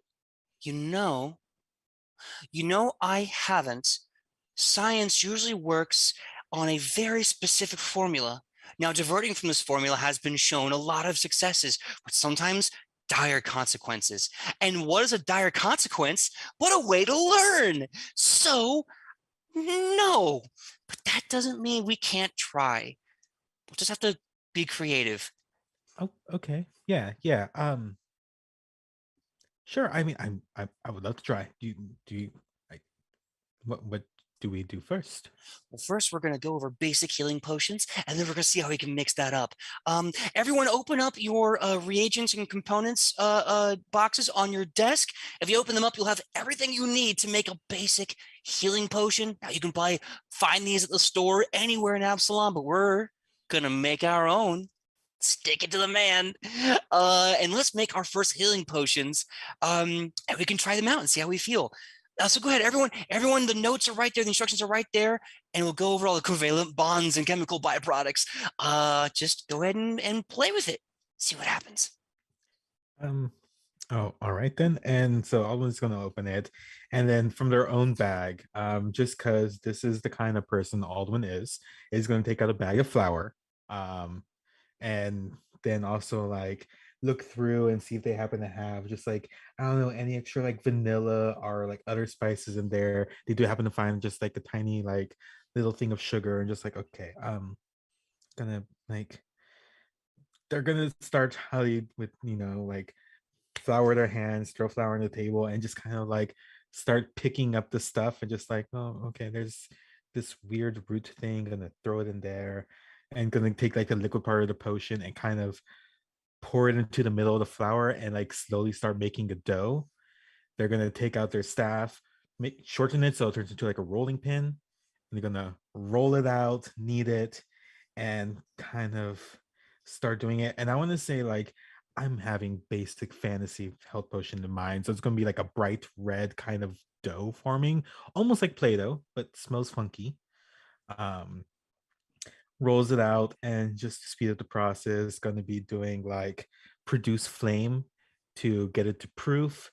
And once they do that and roll it out a bit more and start making, they're gonna like make into small buns, like enough for everyone in our little group plus one extra. and do more produce flame until they get like to like a nice like bread consistency. Nice. Okay. So here's what I want then. I want you to make, because you are quite literally creating something that as of right now doesn't really exist. So you're gonna make an alchemy or a crafting check, your choice. I believe they're both based on intelligence. Let's see. There's not an alchemy skill. There's Arcana.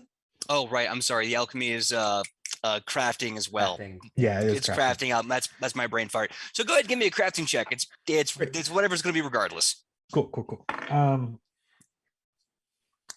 It's the first time we're trying this, so let's go with a 5 total. 5 total. Okay. So it was a very hard check for your level, which meant the DC was a 21. A total of 5 means you very critically failed. I this. double crit failed. You double crit failed. So Marinle is walking around the room and she's giving people notes and she's asking questions and she's guiding the learning process for alchemy. And then she sees you doing this thing and she goes, gets her goggles, puts it down over her face, this awesome manic grid, like Edna mode when she's excited, you know what I mean? The whole like eyes go invisible and the teeth. She's like, yeah, and you're just doing it, and you're doing it well, and you're doing your thing, and then you stop, and all of a sudden, this nice dough catches on fire, just combusts for no reason. I don't. Is that supposed to happen? She looks at it. She goes, "It's never supposed to do that. Do it again." I think. Where am I? I'm so sorry. I'm being a terrible instructor. Everyone. We have a fire. We have to put out the fire. Now remember, this is a chemical fire put into a pastry. So this is going to be a conundrum. We're all learning today. We're all learning how to put out a chemically induced pastry fire. Okay, Alden, was it? Great. Yes. Now let's talk about this. How can we put out a chemical pastry fire? Let's do this together.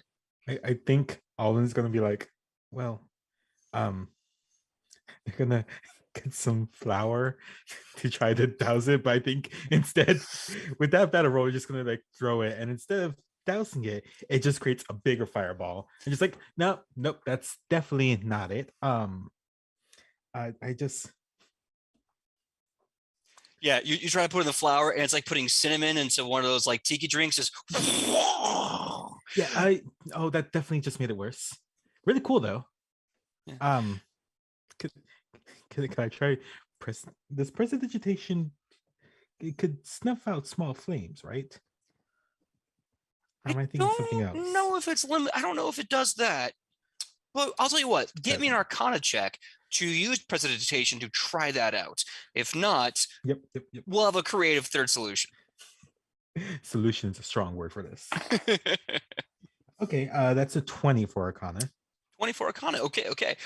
So the fire does start to kind of be compressed by the effect of prestidigitation, and it's starting to kind of like go away until eventually it stops, and it's just this thick cloud of smoke coming out of this little red pastry. It's almost like way too much smoke for a pastry that size. It's kind of weird.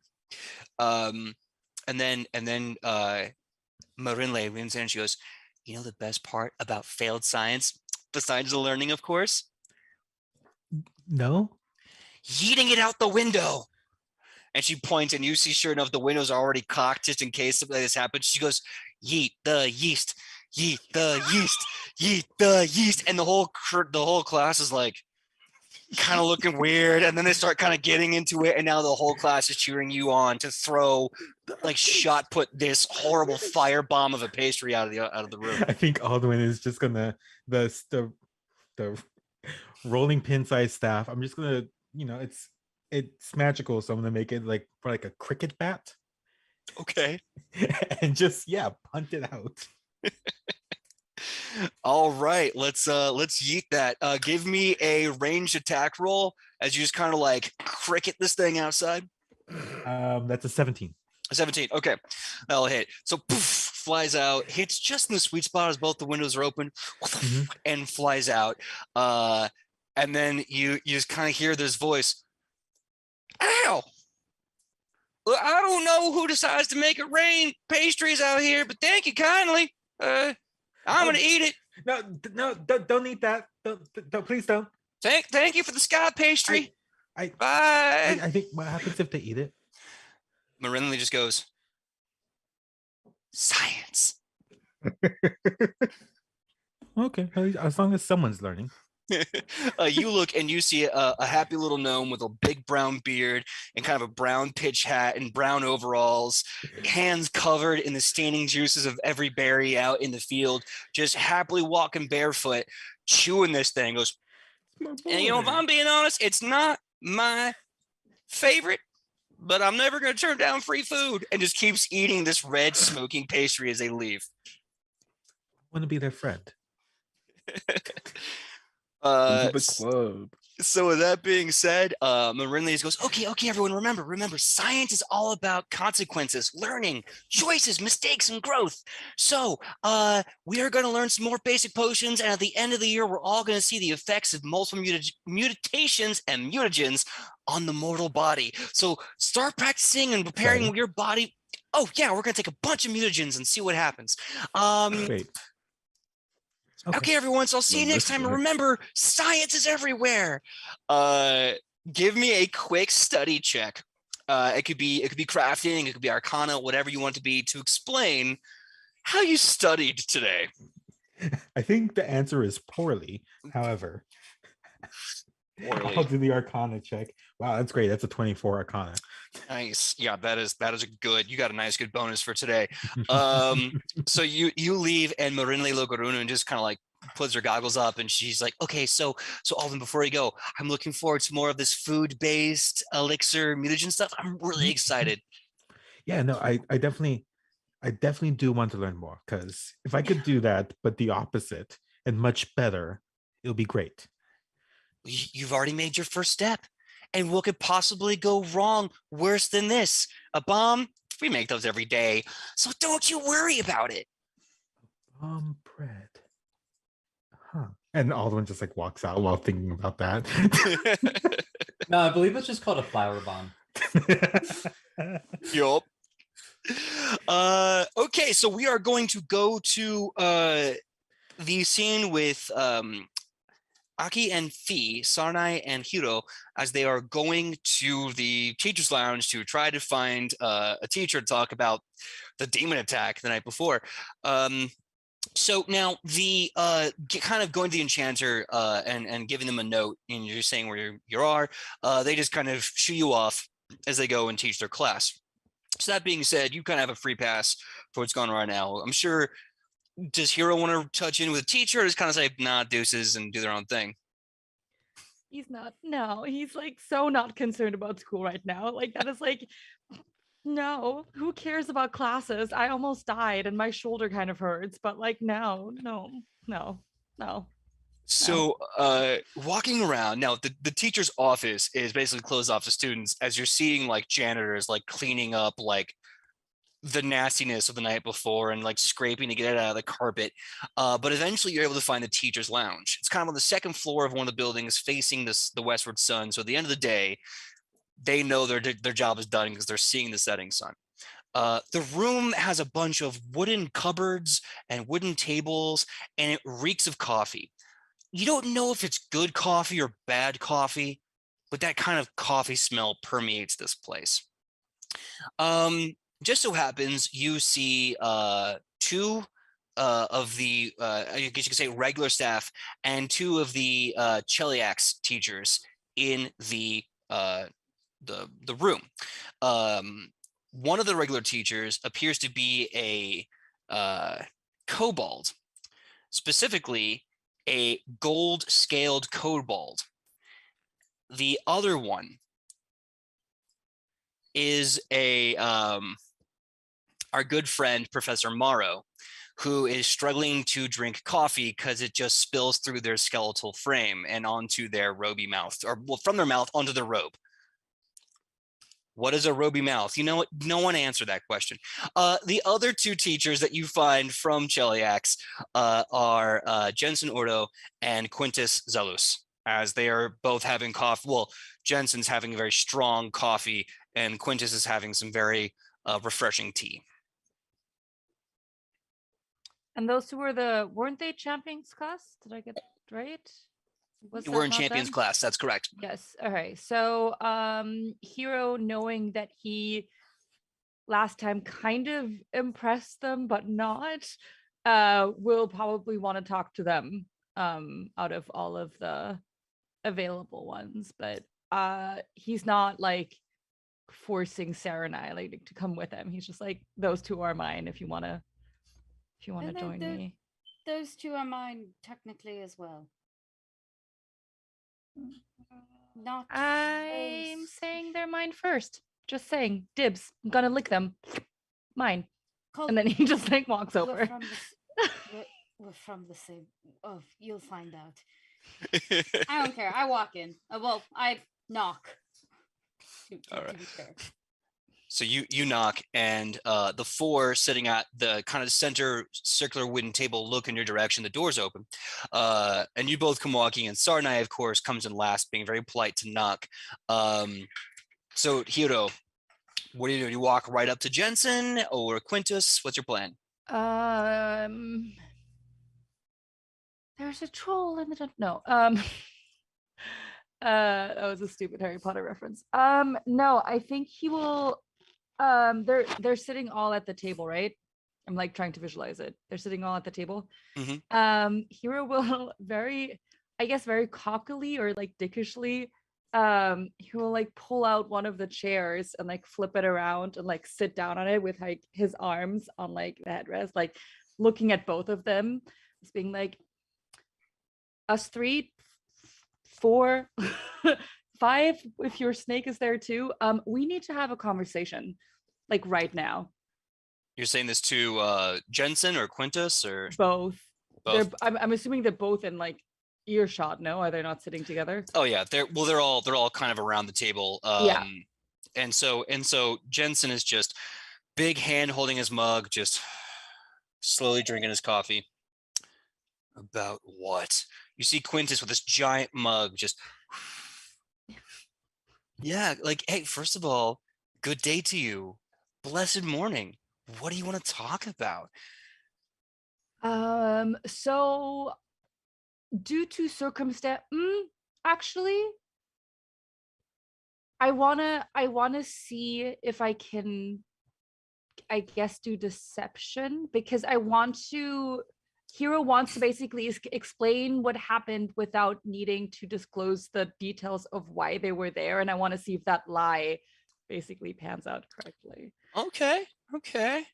You know, give me a diplomacy check as you Diplomacy? you're kind of, being very subtle and nuanced with this. Right. It's more like, yeah, like due to unforeseen circumstances, I was involved in the mess in the office. Ooh, diplomacy. Okay. It's a solid 19. Okay. And what do you say? Do you have something in mind? Due to unforeseen circumstances, I was unfortunately in the middle. He's so good at this. In the middle, caught in the crossfires of an unexpected attack in the teachers, or what was it? The archive. What was it? The archive teachers. The office. Yeah. The office. In the office, and I was actually attacked by whatever caused the disturbance. Since I don't think Naga relied to us what it was, right? It was just, I know what it was. yeah, exactly, but I don't know. And when you're done, I'll simply go, there was a vermlock on campus. And I would want to discuss not why, what, how will it happen again? Okay. Maybe explanation, answers, and then like he gets like worse the more he talks, and then it's just like answers. So Jensen, you see he's sipping his coffee, and he just kind of stares with this horribly like militaristic look, and he stares at the kobold and Professor Morrow, and he just goes, "Leave the room now." And he's looking them dead in the eyes, and the kobold is like, I'm still drinking my drink. It's a It is- lovely day for a walk. But the- I'm sure you can walk. It's my drink. I have the right to take my 15-minute break. Do you want to? Are you feeling strong? Do you want to go? I'll climb up your neck and punch you in the eyeball. You want to do this? I'm a dragon. Why is everybody so aggressive? I'm a dragon. Don't. Are you threatening a student? You're right. My tenure still would not look good with this. Okay, we're just gonna go. Yes, thank you. Bye. Bye. And Professor Morrow just looks at you two. He goes, "It was good to see you again." Hey. Yes. Today is a bones day, no? It is a good thing we have bones. This is good joke. Unfortunately, I need to stop drinking coffee. I cannot. They just go right through my jaw. And then he laughs, but he does that thing where his jaw just opens out. And he goes, ah. All right. Chewing it instead. Bye. This skeleton is going to go bone up on his curriculum. Is good joke? Is good joke. Yeah, you always got a bone up. It's almost like you are a boner, all in you. Yeah. Oh. So Professor Morrow leaves, and then he just kind of, or they just kind of go off and do whatever. They close the door behind them, and you see Jensen just kind of looking into his coffee, and you see Quintus with his giant mug.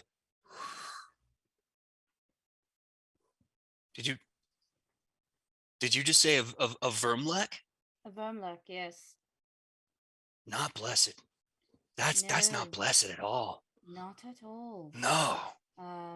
Jensen, like this is kind of ruining my coffee break. And he's just sitting there going, it'll get better, I swear. And he's just kind of humorously patting him on the shoulder. All right. So a Vermlek. What is that what caused the damage in the office? Yes. And you know this because why? Because you were caught in the crosshairs. Did you fight the bloody thing? Yes. Yes, we. Of course, we defended ourselves. Did only us two, and I unfortunately got hurt. Mm-hmm. Wounded on the shoulder, but we blew it up. We blew it up. Mess. Did you blow it up before the Vermilek was able to harvest and make residence inside the cadaver? What cadaver? The cadaver as in hero. So yes, you did. You did. And then Jensen gets up and looks you right in the eye with his piercing yellow eyes. Boy, do not lie to me. Did that worm get inside you at any point in time? And understand, I know what a lie sounds like. I can't remember. No. You were unconscious for a brief moment before healing was applied. And you visually saw that the creature did not enter the person. Out of character, yes, right? Yeah. You were there it's as it kind of splooted in the morning. Yeah, dude, you were there at the time of the 7-Eleven hot dog microwave incident, so yes. you know fully well. Yes. Okay. Right. Then I will reassure them it did not. Good. We were rather swift. All right, so I believe I had you in my champions class. Your name is Hiro, right? Good boy. So, what do you need to know? What's up? Well, where does it go? Where did it come from, Cotton Eye Joe? I just want to have some answers about why I almost died at midnight, 9 p.m. Time is so confusing when you're, dead on the floor. Yeah, that happens. Well, the answer to both those questions is the same. Right from the hells. Came from the hells and it returns there when it dies. Right, but why is it here? They're always breaking out of the hells. Sometimes sometimes they just faff about and get here. And Hiro looks at Sar and I just nodding and it's like, why are you just accepting? Am I crazy? Am I crazy to think that this is insane? No, dear. Well, shit hits the fan. My father is a Hell Knight. My sister is a Hell Knight. We are from Cheliax, but partially. This is normal.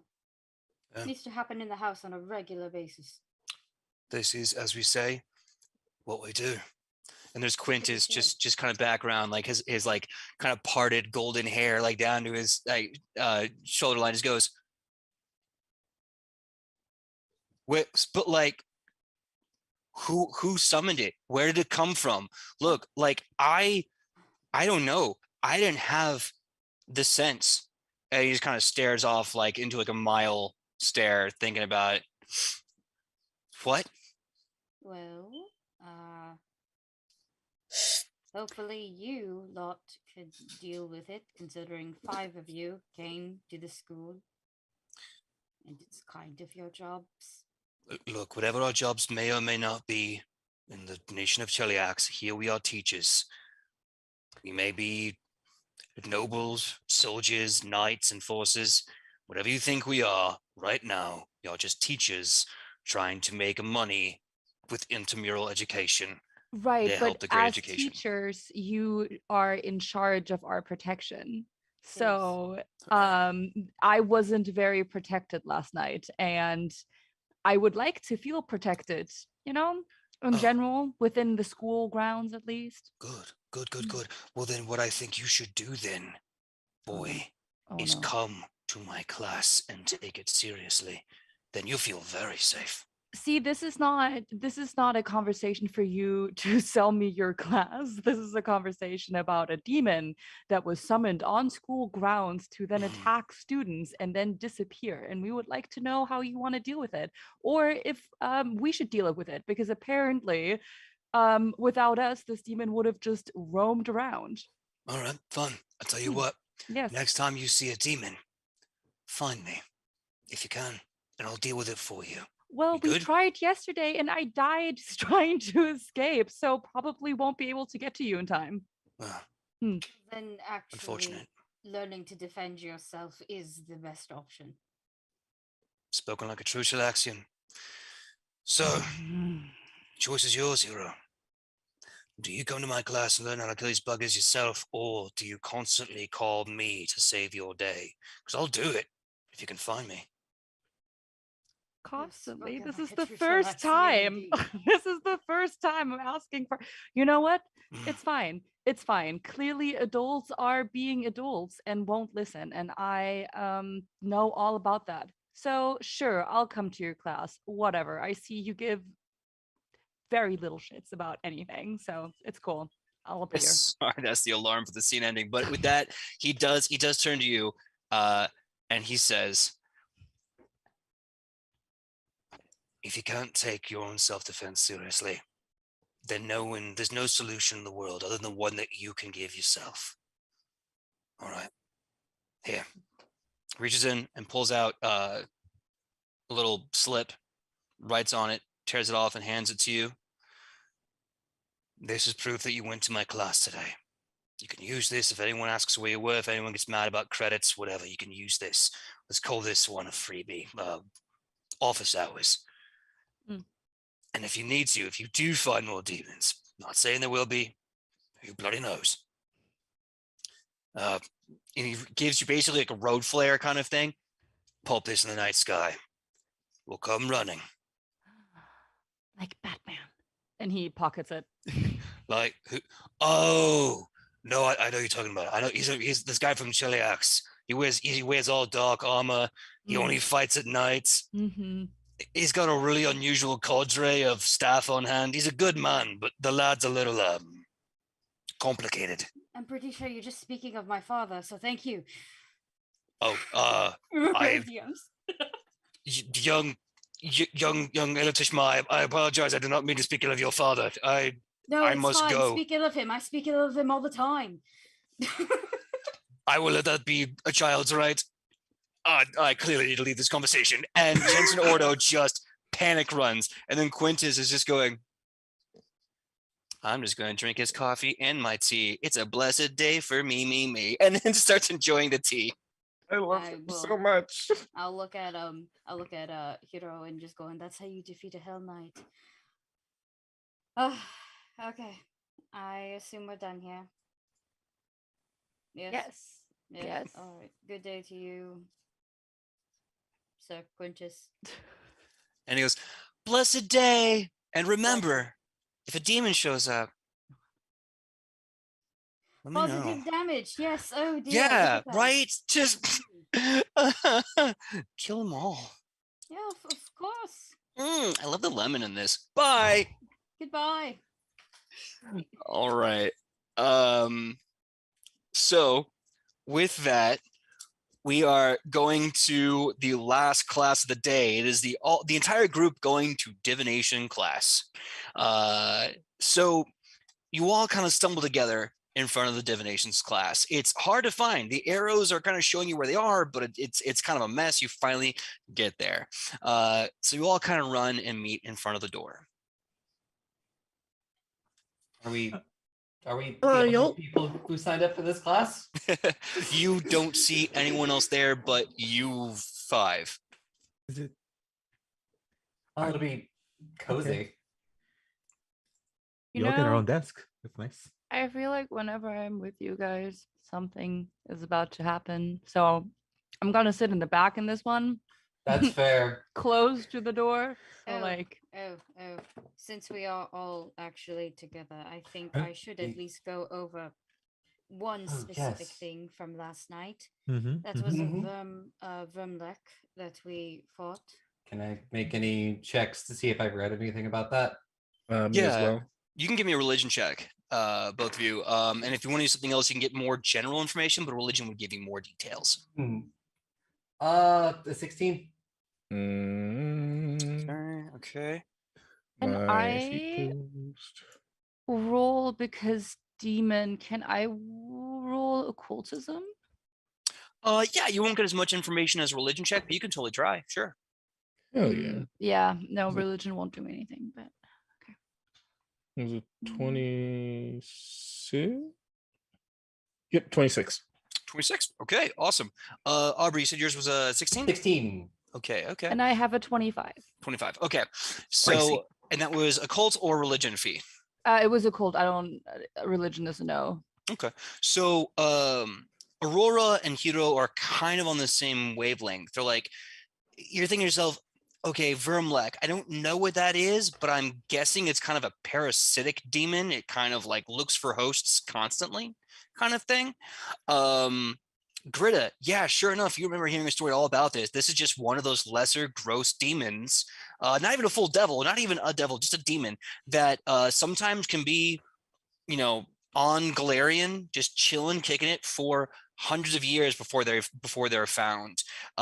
There's definitely a history of people going missing and then reappearing again, and then like a string of murders happening where people go missing, and it all kind of stems from this Vermlek burrowing inside of a body, using it like a puppet vehicle. It's still very capable of fighting with weapons and armor, but it prefers to kind of attack the body and invest the new one. Killing one of these things mean that this thing could have been out there today. It could have been hanging out there 5 years ago. Hard to say, but you killed it. And that means the nightmare of this one Vermlek is not going to plague this world for probably another 100 or 1,000 years, unless someone summons it again directly. Gotcha. And I relay that pretty much to the group. Yeah, they're like really hard to spot. Like unless you specifically know you're dealing with them, there's surely signs, but really at the end of the day, you just kind of got to wait for them to pop, and then you got to just smite them where they fucking stand. Okay. So this was some weird kind of fucked up coincidence. No, no. a summoning. We're probably not that lucky. Oh, That's summoning, fair. summoning, and then all of them's gonna be like, so religion class. I had the weird teacher that's like really too chill, but then he said like, you talk about demons and stuff, and then like he just looked into like he saw like a dead body, but like it looked like a familiar stare, and then he was just like, yeah, no, they summon demons just so we could kill them, and we just keep doing that over and over, and like that's weird, right? Yeah, Sorry, is that's that how too Hell fast? Knights- That's how Hell Knights train. Isn't that? It's very common for champions to have a thing against demons, and I can imagine a champion. I can imagine a Hell Knight is, their training is second to none. So I still think that's you're just gonna bring something here just to just smite it out of existence. That everyone here is so intense. How do Just a you little, train but when you it- fight monsters? It makes sense. How do you I mean, train I a know- dog? It is. A dog? I No, wouldn't. it's- Oh, that is how do an you- odd comparison to make. Yes, Um, no. you- You you- bring a dog. You bring a dog You get a from stick. wherever, the streets, you- a you pound, throw it. whatever, and you train it to bark and not shit on your floors and eat whatever you want it to eat.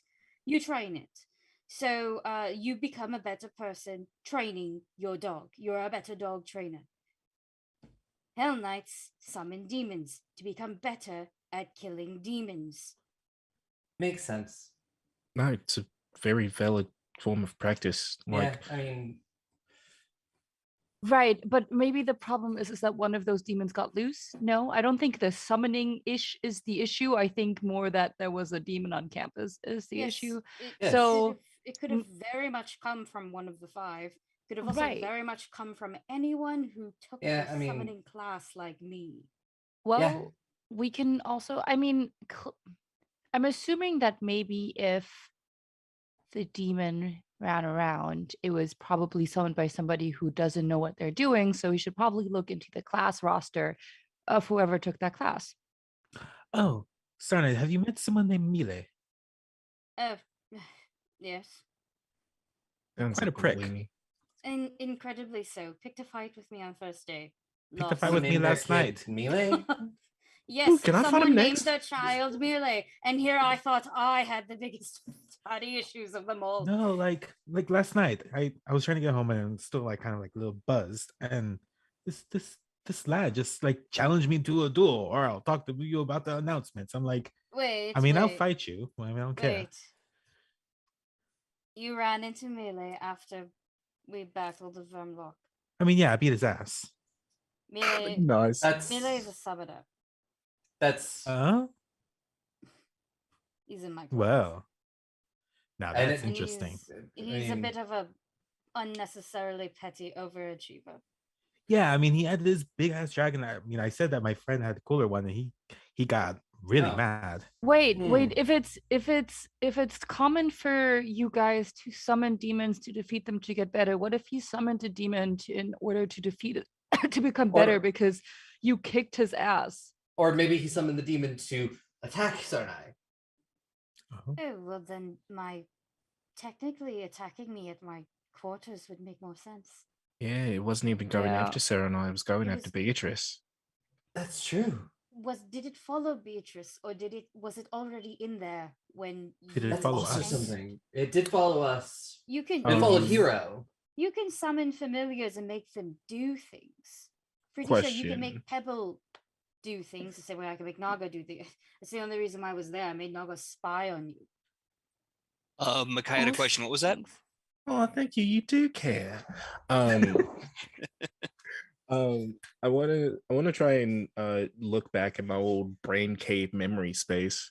And I want to try and see, do I remember if the thing was like specifically going, 'cause I think I was the first one to see it. So I want to see if I can remember if the thing was specifically going for Beatrice, or if it was just like there and it rounded a corner and saw us. You do vaguely remember from last night. You were looking down one corridor, hallway of the office, and there was this kind of shadowy figure just skittering by at the last second, and then it skittered by again at another moment. And then when you're able to kind of focus your eyes again, it was looking like it was trying to sneak to get to Beatrice. But But the question you have to ask yourself, was it going for Beatrice directly, or was Beatrice completely vulnerable because she was fully focused on the file that she was looking for and had no idea about the 5 strong students around her and this creature lurking? It could be either one. Maybe it was trying to get Beatrice. I mean, it is That's- possible that it might have been trying to get Beatrice, but I doubt it. Like, she seems pretty nice. What It what is a reason would pos- anyone have to go after She's her? a bit It is a intense, but she's possessor. okay. it Yeah. is Yes. what they So said. it could have been looking for a host, simply. Yeah, I mean that body didn't seem like it was in good condition. It's a demon. It's never in good condition. Well, like the host actually- body didn't seem to be in good condition. Ooh, Actually, maybe with the divination class, we could maybe try to use it to get more insight. Maybe depends. I'm that's- not sure how useful all these teachers have been. The alchemy teacher is really Right. cool. I mean, the medicine This guy teachers. is- Medicine. I learned some stuff in medicine today. Yeah, This religion. guy's I didn't learn anything. all of my classes have been incredibly ominous so far. So I mean, Mhm. it's just like I'm at home. Welcome to college. So at this point, are you in the lecture hall or are you outside the lecture hall kind of catching up on I things? mean, I imagine like unless we might have like had this conversation going into the lecture hall. Mm-hmm. Yeah. So you're in your chairs. A lot of time passes, about 15, 20 minutes. No one else is coming into divination class. And it's about this time as you're starting to wonder, like, where's the professor? You finally see on this desk, at this large desk at the end, basically where the presentation would be for the lecture, this sign kind of folded up next to a stack of papers. And it says, "No divination class today. Please take notes and study." Signed, the divination professor. Well then, Well, I guess this is just more time for us to figure out this demon thing. Oh Huh. shit! Fuck. Okay. Well, free class, I guess. Well, pretty much most demons don't like positive or Yeah. good yeah. damage. Positive Same radiant thing, damage. same thing A with little like bit of light. undead. They don't like positive either. Oh, is that That's why the actually- religion teachers about so much good vibes? Good vibes. Shit is rough. Maybe he just needs some good vibes. This is Maybe. true. Did you ever So think of that? I Horrors of war. well, I think about a lot of things, mostly recipes. Sometimes when my eyes change color, but Head empty, only buns. Empty only buns. only buns. could Alderman kind of like look around and see if there's like any Mhm. like, I don't know, textbooks about stuff?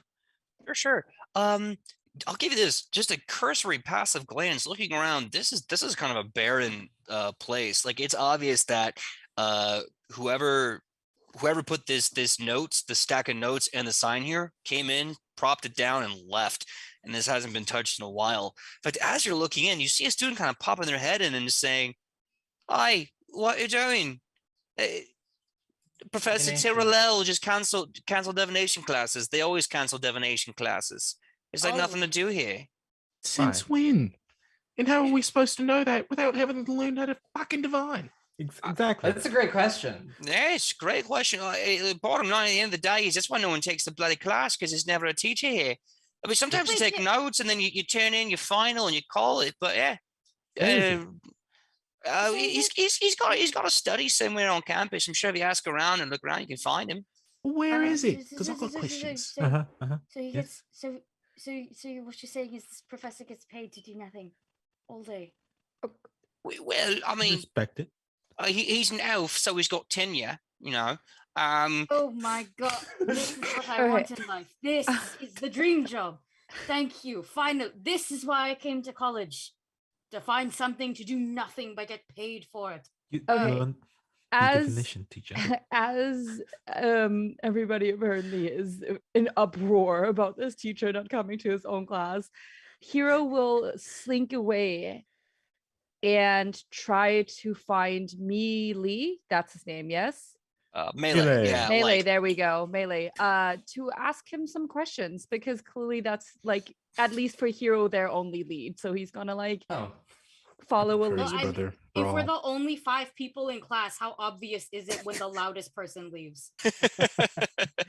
okay, but I want to know, what are we doing? Are we splitting the party, or are we doing this together? What is the I vibe mean, for all of you? we were all discussing the demon stuff, so I Yeah, mean, to be and fair, some of us were already maybe suspecting Melee of something, so to be fair, only 2 of us know what Melee actually looks like. that too. So like what short I one and the would tall like one. to do is if I notice Hero, then I'm going regardless. I'll follow. Okay. Well, fuck, I was also gonna follow, so we're not splitting the party. All right, because I was gonna say, if you want to split the party and you want to have someone try to find where the divination teacher is and see why they're never doing classes, you can do that too. But we all want to find I think it's Melee? another day project. melee. Yeah, Okay, we're gonna go find melee. Let's just go bully melee. Let's go. Yeah. Okay, so for this, I want everyone to give me a survival check as you are tracking this boy, or a society check. You can do survival or society. I would prefer society. Perfect. Society. This will be a group DC as you're working together. This will be a big number. I want to see if you can get to a 90 DC. I'll be right back while you roll those.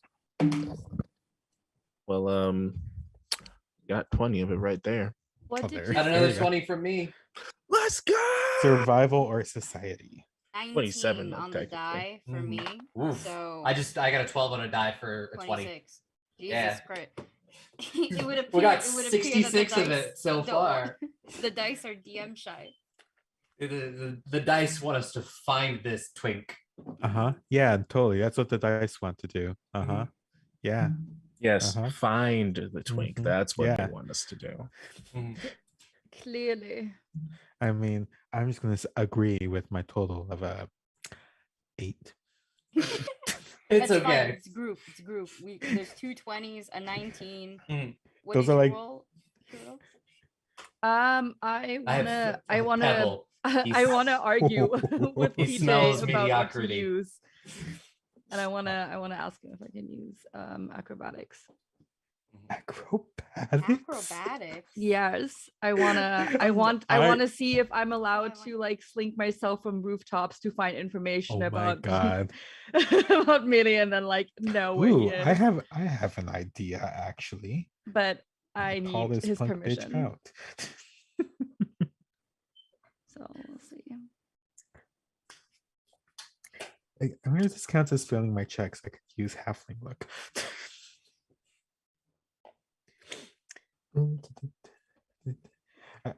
Aldwin would also Those- offer everyone pancakes. Oh, Aurora will Oh, gladly take yes. them. And just being like, oh god, that smells so good. This is what I was smelling this morning. Yeah, no, I cook in my dorm for breakfast. They let you yeah. do that? That's Well- an option. PJ, I have a Mhm. question.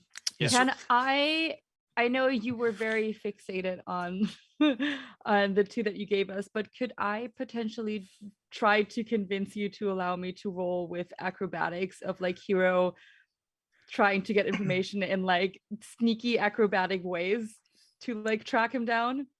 Cartwheels, flips. You know, like hanging from rooftops, like overhear like conversation or something.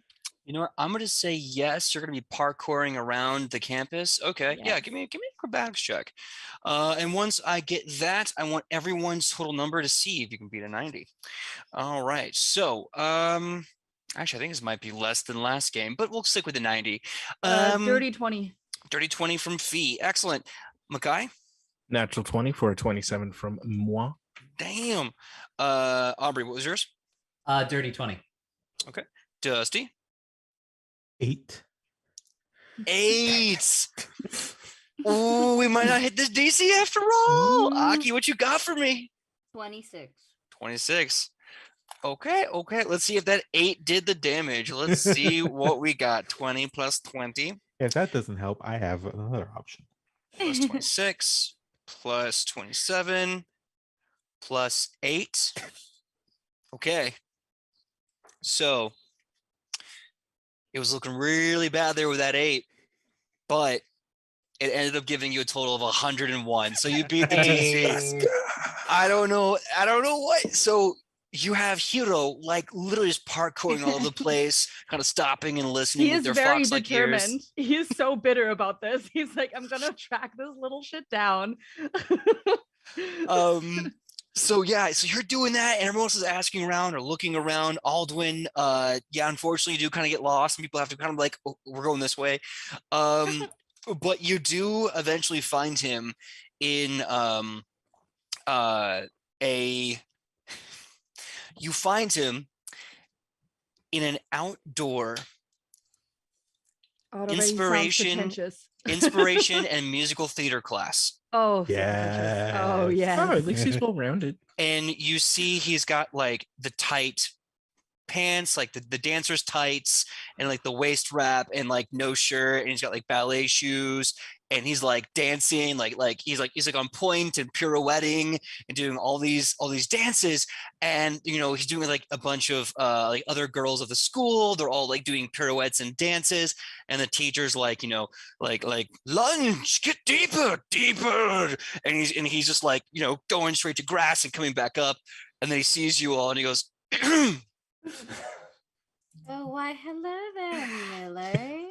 hey, what's up? I want Yo, Sarna to say hello Twinkle and Toes. Aldwin come from behind them because Sarna completely shadows Aldwin and Aldwin's just like, hey, nice to see you. Looks like your head's well healed. Hey, Hero will step up right to him and just be like, yo, Twinkle Toes, we have a conversation to have with you, like all of us right now.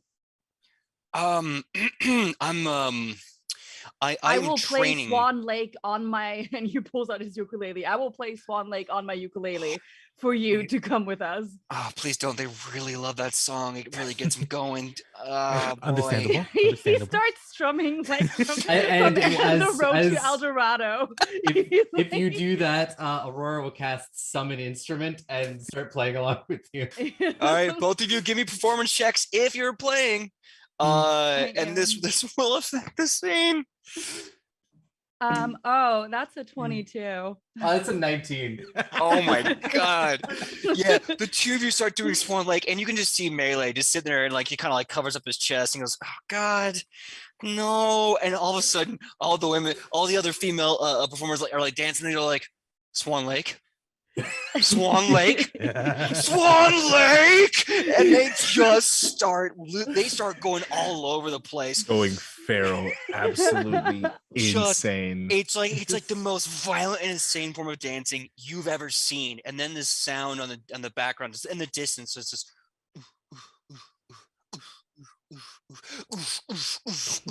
Camp Rock. Wow. Suddenly this little goat comes running off the horizon. This tiny little goat with these two little stubby horns, and the girls are just going, Psycho!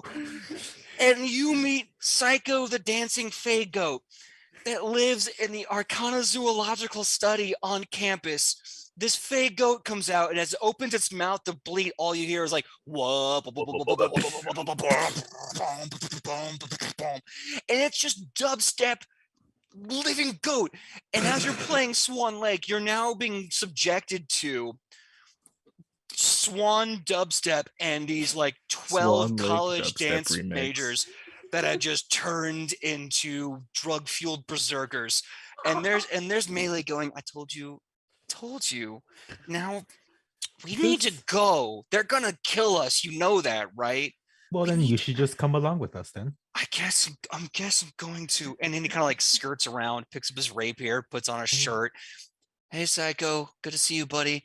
Thanks, teacher. I mean, No, they left. They left. Okay, we should go. I mean, you don't need to put the shirt on. There's no need for all that. You No, can put just the leave shirt it. on. Put It's the nice- shirt on. Put It's it nice to on. know that you're Definitely comfortable in your put it on. masculinity. No, put the shirt on. I Your mean, no, nipples it's are really just great. so razor Yes. sharp with your fucking audacity. Really quick. I want Happy to be a Aldwin to fan. go feed Psycho a pancake. Okay. Give me a nature check for animal handling.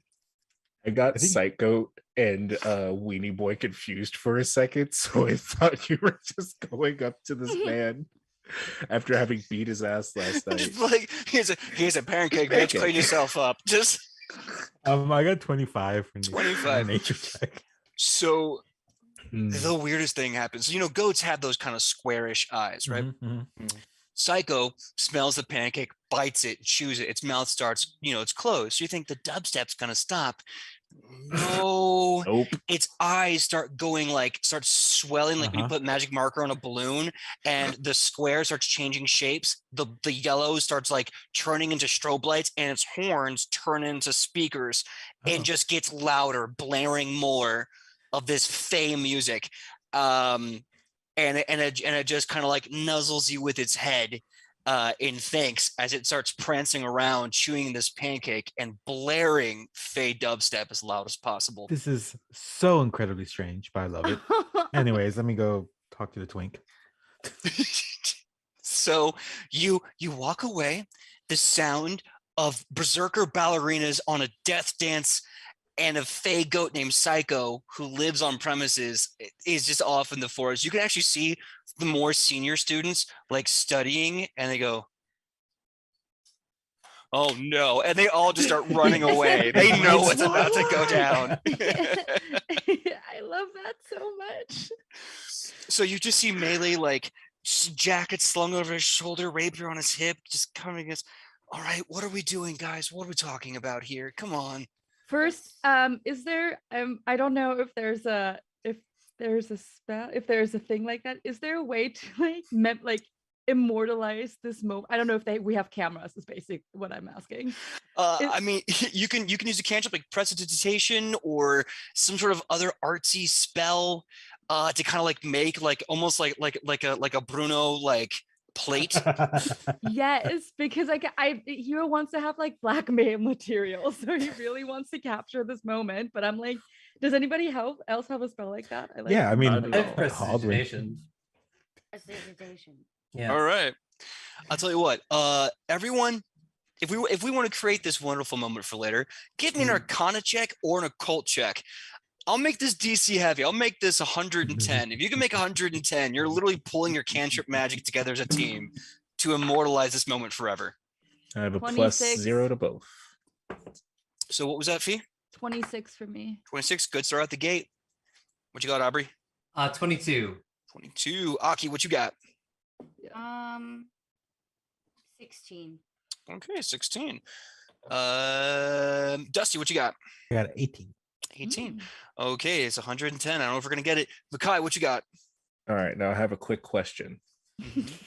Now, since my arcane, or not arcane, my religious doctrine is to help my friends and people through weird and difficult transitions. Oh, I love this already.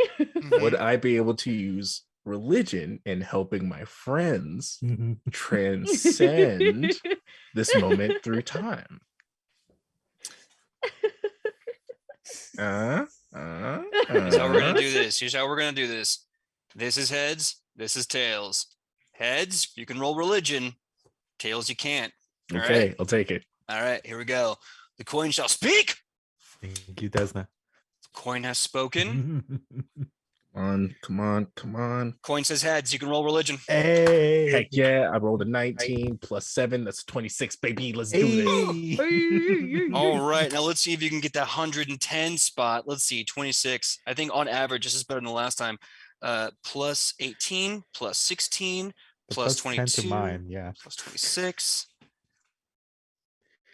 DC was 110.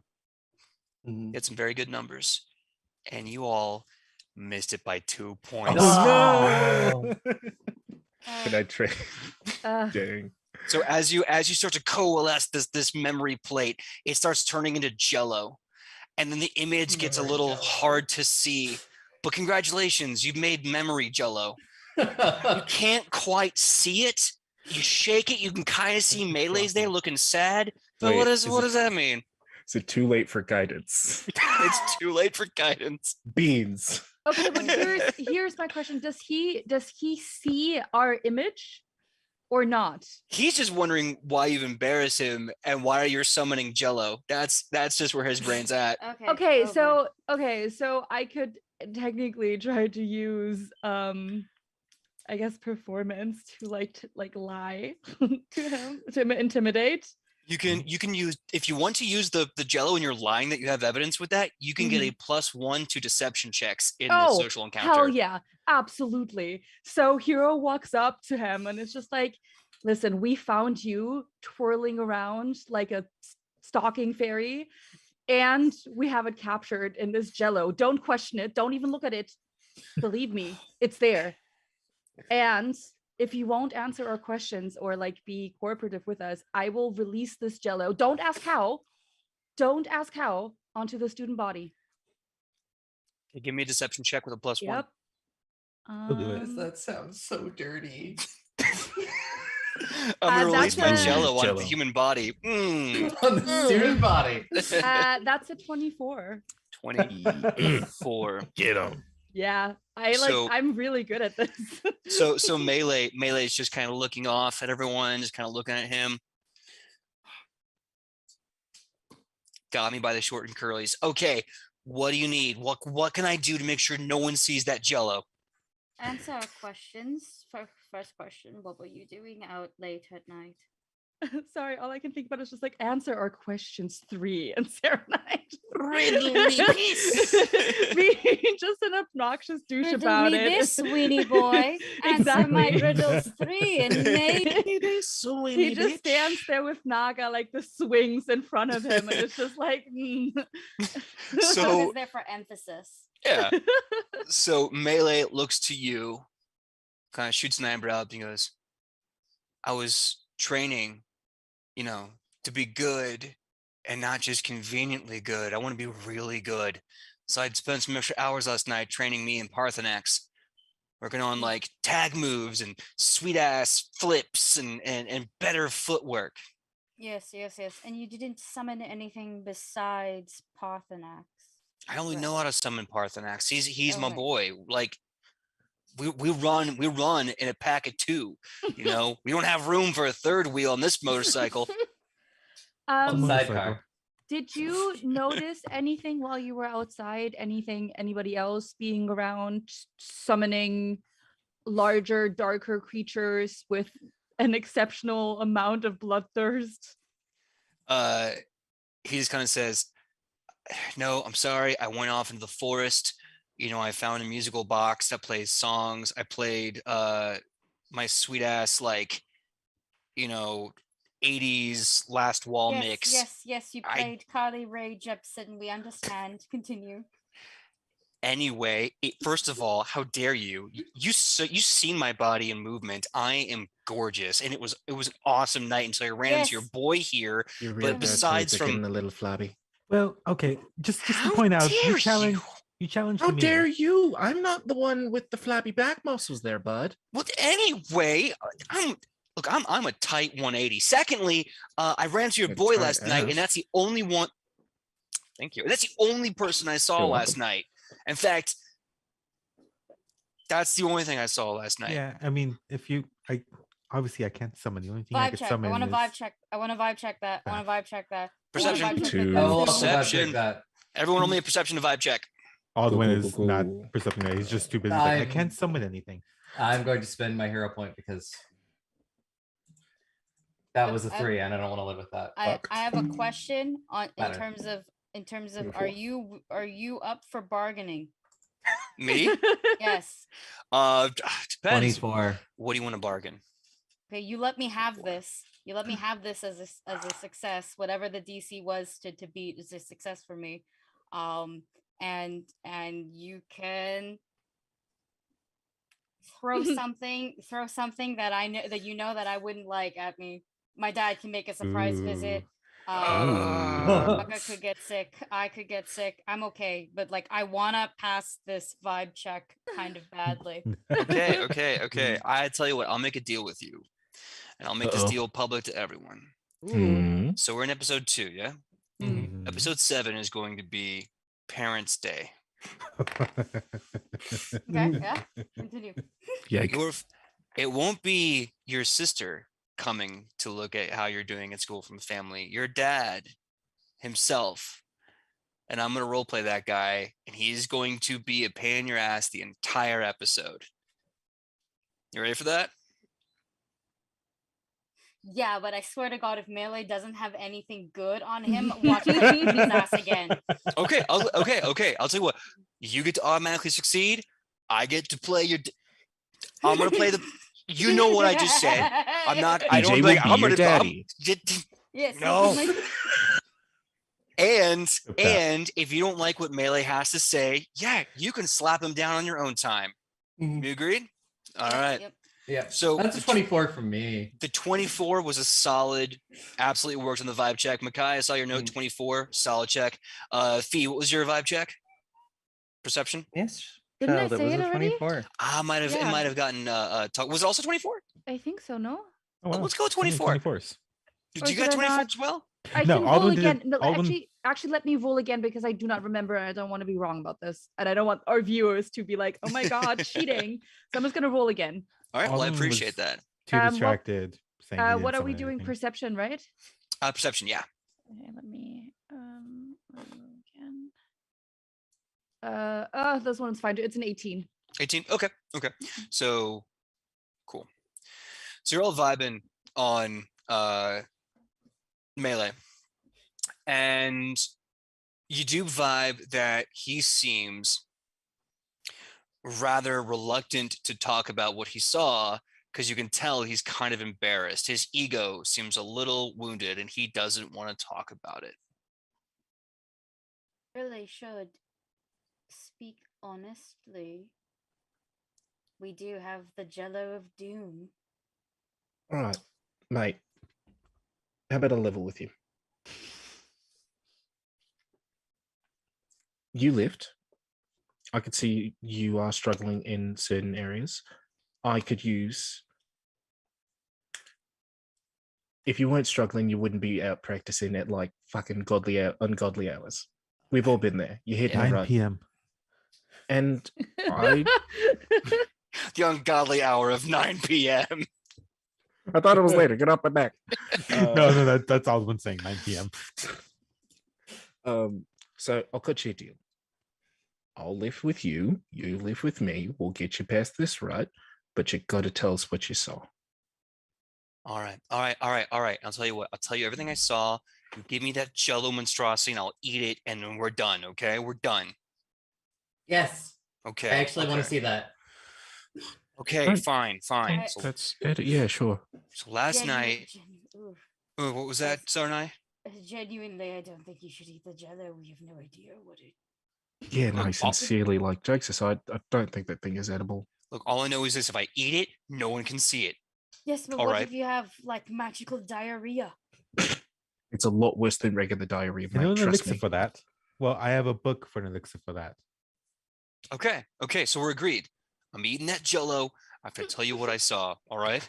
Sure. That's not at all Okay. what we said, but if I'm- that's what you heard, go for it. All right. I really want to know what happens. Okay. So, all right. So there I was last night. All right. Okay. You're gonna have to let me tell a story because it was wicked. All right. I did this awesome jumping kick maneuver. It was so cool. And you weren't there, so you don't know. And I remember I had to leave. I stopped training early because I saw, like this really cute girl, right, and her friends just kind of walking around. I wasn't there. And anyway, so like they leave, and I'm like, you know what? I'm gonna like put a move on them. And then as I'm leaving to get them, I see like this body just get dropped from a tree in front of them. And they start up doing medicine, and they start like doing all the things they're getting trained to do, and then they just kind of like run away. And so I'm like, oh, I'm gonna run away. I don't want anything to do with that dead body. And then I walked away, and then I found Aldwin, and I totally No. he Tell you what, he you know what credit where it's due, little man. You know what, you kicked my ass. I'm gonna be honest, you beat me up pretty good. Aldwin, little man, just get that out of your vocabulary. Just no more Aldwin. Aldwin. You know what, respect. Melee, let's shake hands on it. My name's Melee. Aldwin, pleasure to meet you, bromigo. All right, hell yeah, that's what's up. That's how we grow together. So yeah, I saw a body fall of a tree. What's that? Yeah, nothing. Nothing. Character. Amazing. Look, Bro. tomorrow I'm still gonna insult you and we're still gonna do this dance, all right? I gotta get better than you guys. Okay, continue. But like I said, I stopped training early because I followed the girls. I saw a body fall out of the tree. It was dead. The girls, I guess they couldn't resurrect it, or they just didn't care, or maybe they went to go talk to someone to resurrect it. I don't know. I couldn't see who the girls were in the night. I looked at the body. It was hella dead. and then I went and I got my ass beat by Aldwin. Can I have that Jello, please? Wait, where did you find the body? Where did it drop out of the trees? Oh, somewhere in like the back right of the schools. Like, you know how the Arcana Zoological Studies, the back of the left, like way back. This was like almost like that forest between here and that one little like lake. It's like right in that forest area by the lake. Interesting. Well, you were a great help to us. Have fun with your Jello. I hope it tastes good. Maybe sprinkled some chili powder over it. And just remember, we can always take that Jello shot again. So, be careful. Be careful, little man. And since I'm assuming Hero is taller than him, he like pats his head. Yeah, so he grabs the Jello away from you guys. He looks at you and he goes,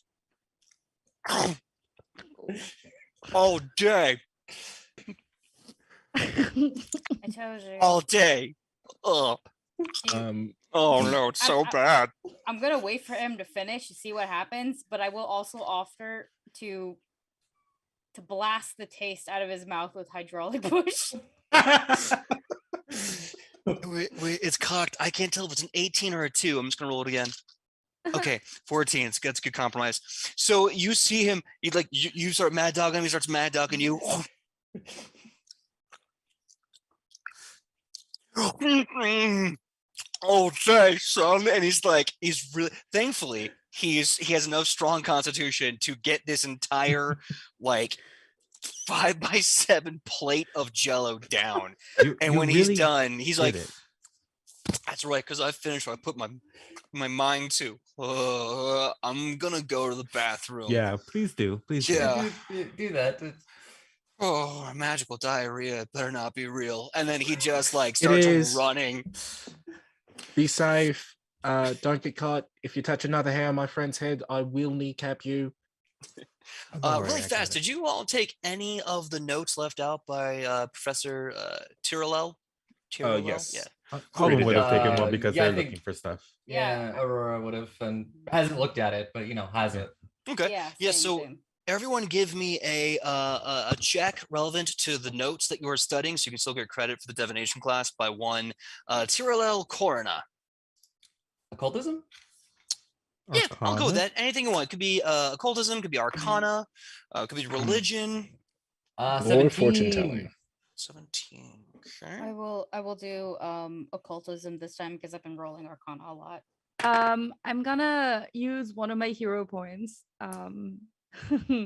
to redo this one because it was a very sloppy 2 and I don't feel satisfied with that after I made this poor boy eat Jello. I feel like it should be higher, so I'm gonna use my hero point. All right, so Aubrey got the 17. What was yours, Aki? 21. Dope. 21. I have a 19 on my second try. Okay, 19 is really good. Wait, are we can I keep the hero points from this time for the next game or no? No, they reset every game. No, Makai. 19 is fine. Okay. Makai, what is your check? Would I be able to use Lore Fortune telling? Yes. I'll let you use that, yeah. Neato. So that's going to be an 18 plus 4. So 22. Lovely. And Dusty, what is your roll? I used Arcana and I got a net 20, so it's 26. Nice. Okay. That's so Aldwin. That's so Aldwin. I love it. Look, don't be funny. I can't give any more hero points because as Melee is running to the bathroom to deal with magical diarrhea, this is where we're gonna end episode 2 of Wayward Arcadium. So much, everyone, for tuning in today. Let's say our goodbyes, and we will see you here, same nat time, same nat channel, for episode 3. Starting with Aubrey, please tell them who you are and where they can find you on that sweet, sweet internet. Hello, I'm Aubrey. You can usually find me on my personal Twitter, Mad Queen Cosplay. I am the co-producer and GM of Goblets and Gays and Anima Magiri. You can also find me as Sawyer on Bring Your Own Mech and various other streams and stuff. Pay attention, I talk about them. Very, very nice. Next up, Aki, please tell us who you are and where we can find you on that sweet, sweet internet. Hello, I'm Aki. You can find me at Akinomi_art on Twitter. I am also the other co-producer of Goblets and Gays and Anima Magiri. I also help co-produce Well-Seasoned Stories, and you can also find me on Bring Your Own Mech as Vim. I also do a stream where I GM every Friday nights at 9 p.m. Eastern at the Dragons and Things Network, so come check us out there. And besides that, I do too many things, so maybe she should just go look at my Twitter account and see at all the things that I do that don't make sense. Thank you. Hell yeah. Dusty, please tell me who you are and where we can find you on that sweet, sweet internet. Oh yes, I'm Dusty. You can usually find me on Twitter at DustyHill. There's where you'll find like a lot of the work I'm on. But for instance, I'm also one of the co-producers of Well-Seasoned Stories. You can find me as Cass on Anima Magiri as Guillermo de la Rosa. You can find me on Bring Your Own Mech as Zoro Low. You could also find me occasionally on Goblets and Gays as random characters. Well, yeah, occasionally, often as just random characters and other stuff. And you can find me here, and you can just find me on the internet. Follow me, my regular Twitter. I usually yell about things. I'm very excited about everything. Love and excitement is very good. Makai, please tell us who you are and where we can find you on that sweet, sweet internet. Beautiful, beautiful. Yo, what's up? My name is Makai. If you are really interested in any of the things, many plethora of things that I do on the internet, you can find me at wannabeVA. If you can't find me there, you can find me at wannabe_VA. You can find me as such wonderful projects such as... Okay, so I'm going to be real with you. I may not be doing much, but I do know this wonderful little place that is doing wonderful little things where you could spend your wonderful little money and make something wonderful and little go from that to wonderful and huge. And that is your local business. They're doing something wonderful and you could be a part of it. So instead of directing your attention to me, see what's out there, see what's going on in your local store, in your local town, and Godspeed to you, my man.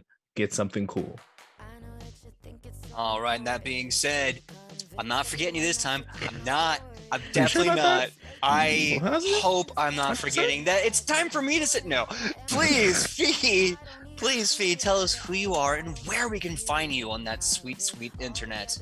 I am like traumatized now. PJ. I'm so sorry. I will like hold you to it. I'll be waiting like all week for like next Monday, and I'll be like, I'm gonna wait and see. And if you do forget me, I'm gonna like make sure that Hero makes your life as a DM like living hell. Okay. No, hi everybody. My name is Fee. It was so nice to see you all again, hopefully, and to have you witness all of the shenanigans that happened today. You can find me under Finneman on Twitter or on Instagram. Sometimes there's a dot in between Finn and Amin, and you can also find me on TikTok. And I usually do a bunch of like nerdy stuff and scream about everything. Honestly, everything. I'm like Dusty. I'm like scream about everything. So yeah, coming out. It'll be fun. Hell yeah. Look, we live in a world where, like, how can you not scream? There's too much madness. I have a mouth and I must scream. That being said, my name is PJ McGaw. You can find me all over the internet at PJ.McGaw, Facebook, Instagram, TikTok, and Twitter. Come find me, come friend me. Let's have fun. I want to give a huge thank you and shout out to Q Times. I've worked with them personally. They are amazing people. They're great. I've been on their stuff before. I freaking love them. I thank you so much for rating. We even had Jake on Goblets and Gays at one point. Oh, nice. God, I really want to play with Jake. Both of them. But thank you so much, Q Times, for rating. We love you. Hope to see you again. Hope to work with you sometime in the future. Also, I'm going to butcher this name, Magic Ed. Thank you so much for the raid as well. When I'm not here with these absolute heroes and legends of big chicanery, you can find me here on this channel Wednesdays 8 to 11 for Edge of Legend. We just wrapped up the trial of Asim Ra, and we're about to move on with the next big story arc and really the meat of season 2. So please tune in Wednesdays for that. Many more announcements in the future. We're about a month out, so I'll start saying it. please come and check us out the first weekend in March for a charity one-shot we do for Planned Parenthood called The Night Witches of New Jack City, where very strongly based off of the Russian history of an all-female regiment who fought and terrorized and destroyed the can I say Nazis? The Nazi Air Force. Oh my and god. Get dunked on. thank you. Yeah. Fuck And Nazis. in Yes, taking fuck that Nazis. spirit, we are having them blow up dragons, and I think last year they killed a Tarrasque named Gus. So come in and see an all Good shows. all Good women show. production of heroes, and give money for Planned Parenthood. It's a very important thing. So it's going to be the first weekend of March, and then until then, like I said, I'll see you same nat time, same nat channel. Be safe. We love you all. Bye, everyone. We're gonna be rating someone called Daily Dale. They're doing Dungeons and Dragons. I don't know if they don't allow in-network raids, then we're not rating them. They can screw off, I guess. Okay, I guess we're gonna go to someone named Dr. OD. Anyone know that person? Nope. Never heard. Well, then this is going to be a learning experience. Dr. _OD. Okay, everyone. Thank you so much. It's intended for mature audiences. We're mature, right? Mature. Most of the time. Yeah. Okay. Give someone magical diarrhea. Look, poop jokes are the most adult form of humor. I don't care what anyone says. Oh, we had battle cry. What's the cry we're gonna do when we raid them? You. Eat that. Diarrhea? Yeet that yeast. Yeet that yeet, yeast. yeet Yeah, that yeet, yeast. That That yeast, yeast. baby. There we go. All right, everyone. We're gonna be raiding in 3, 2, 1. Yeet that yeast. Eat that yeast. Eat that yeast. Eat that yeast. Boom. Eat that yeast. Good times. Good We're times. Good raided. times. We're raiding. Hell yeah. Oh God.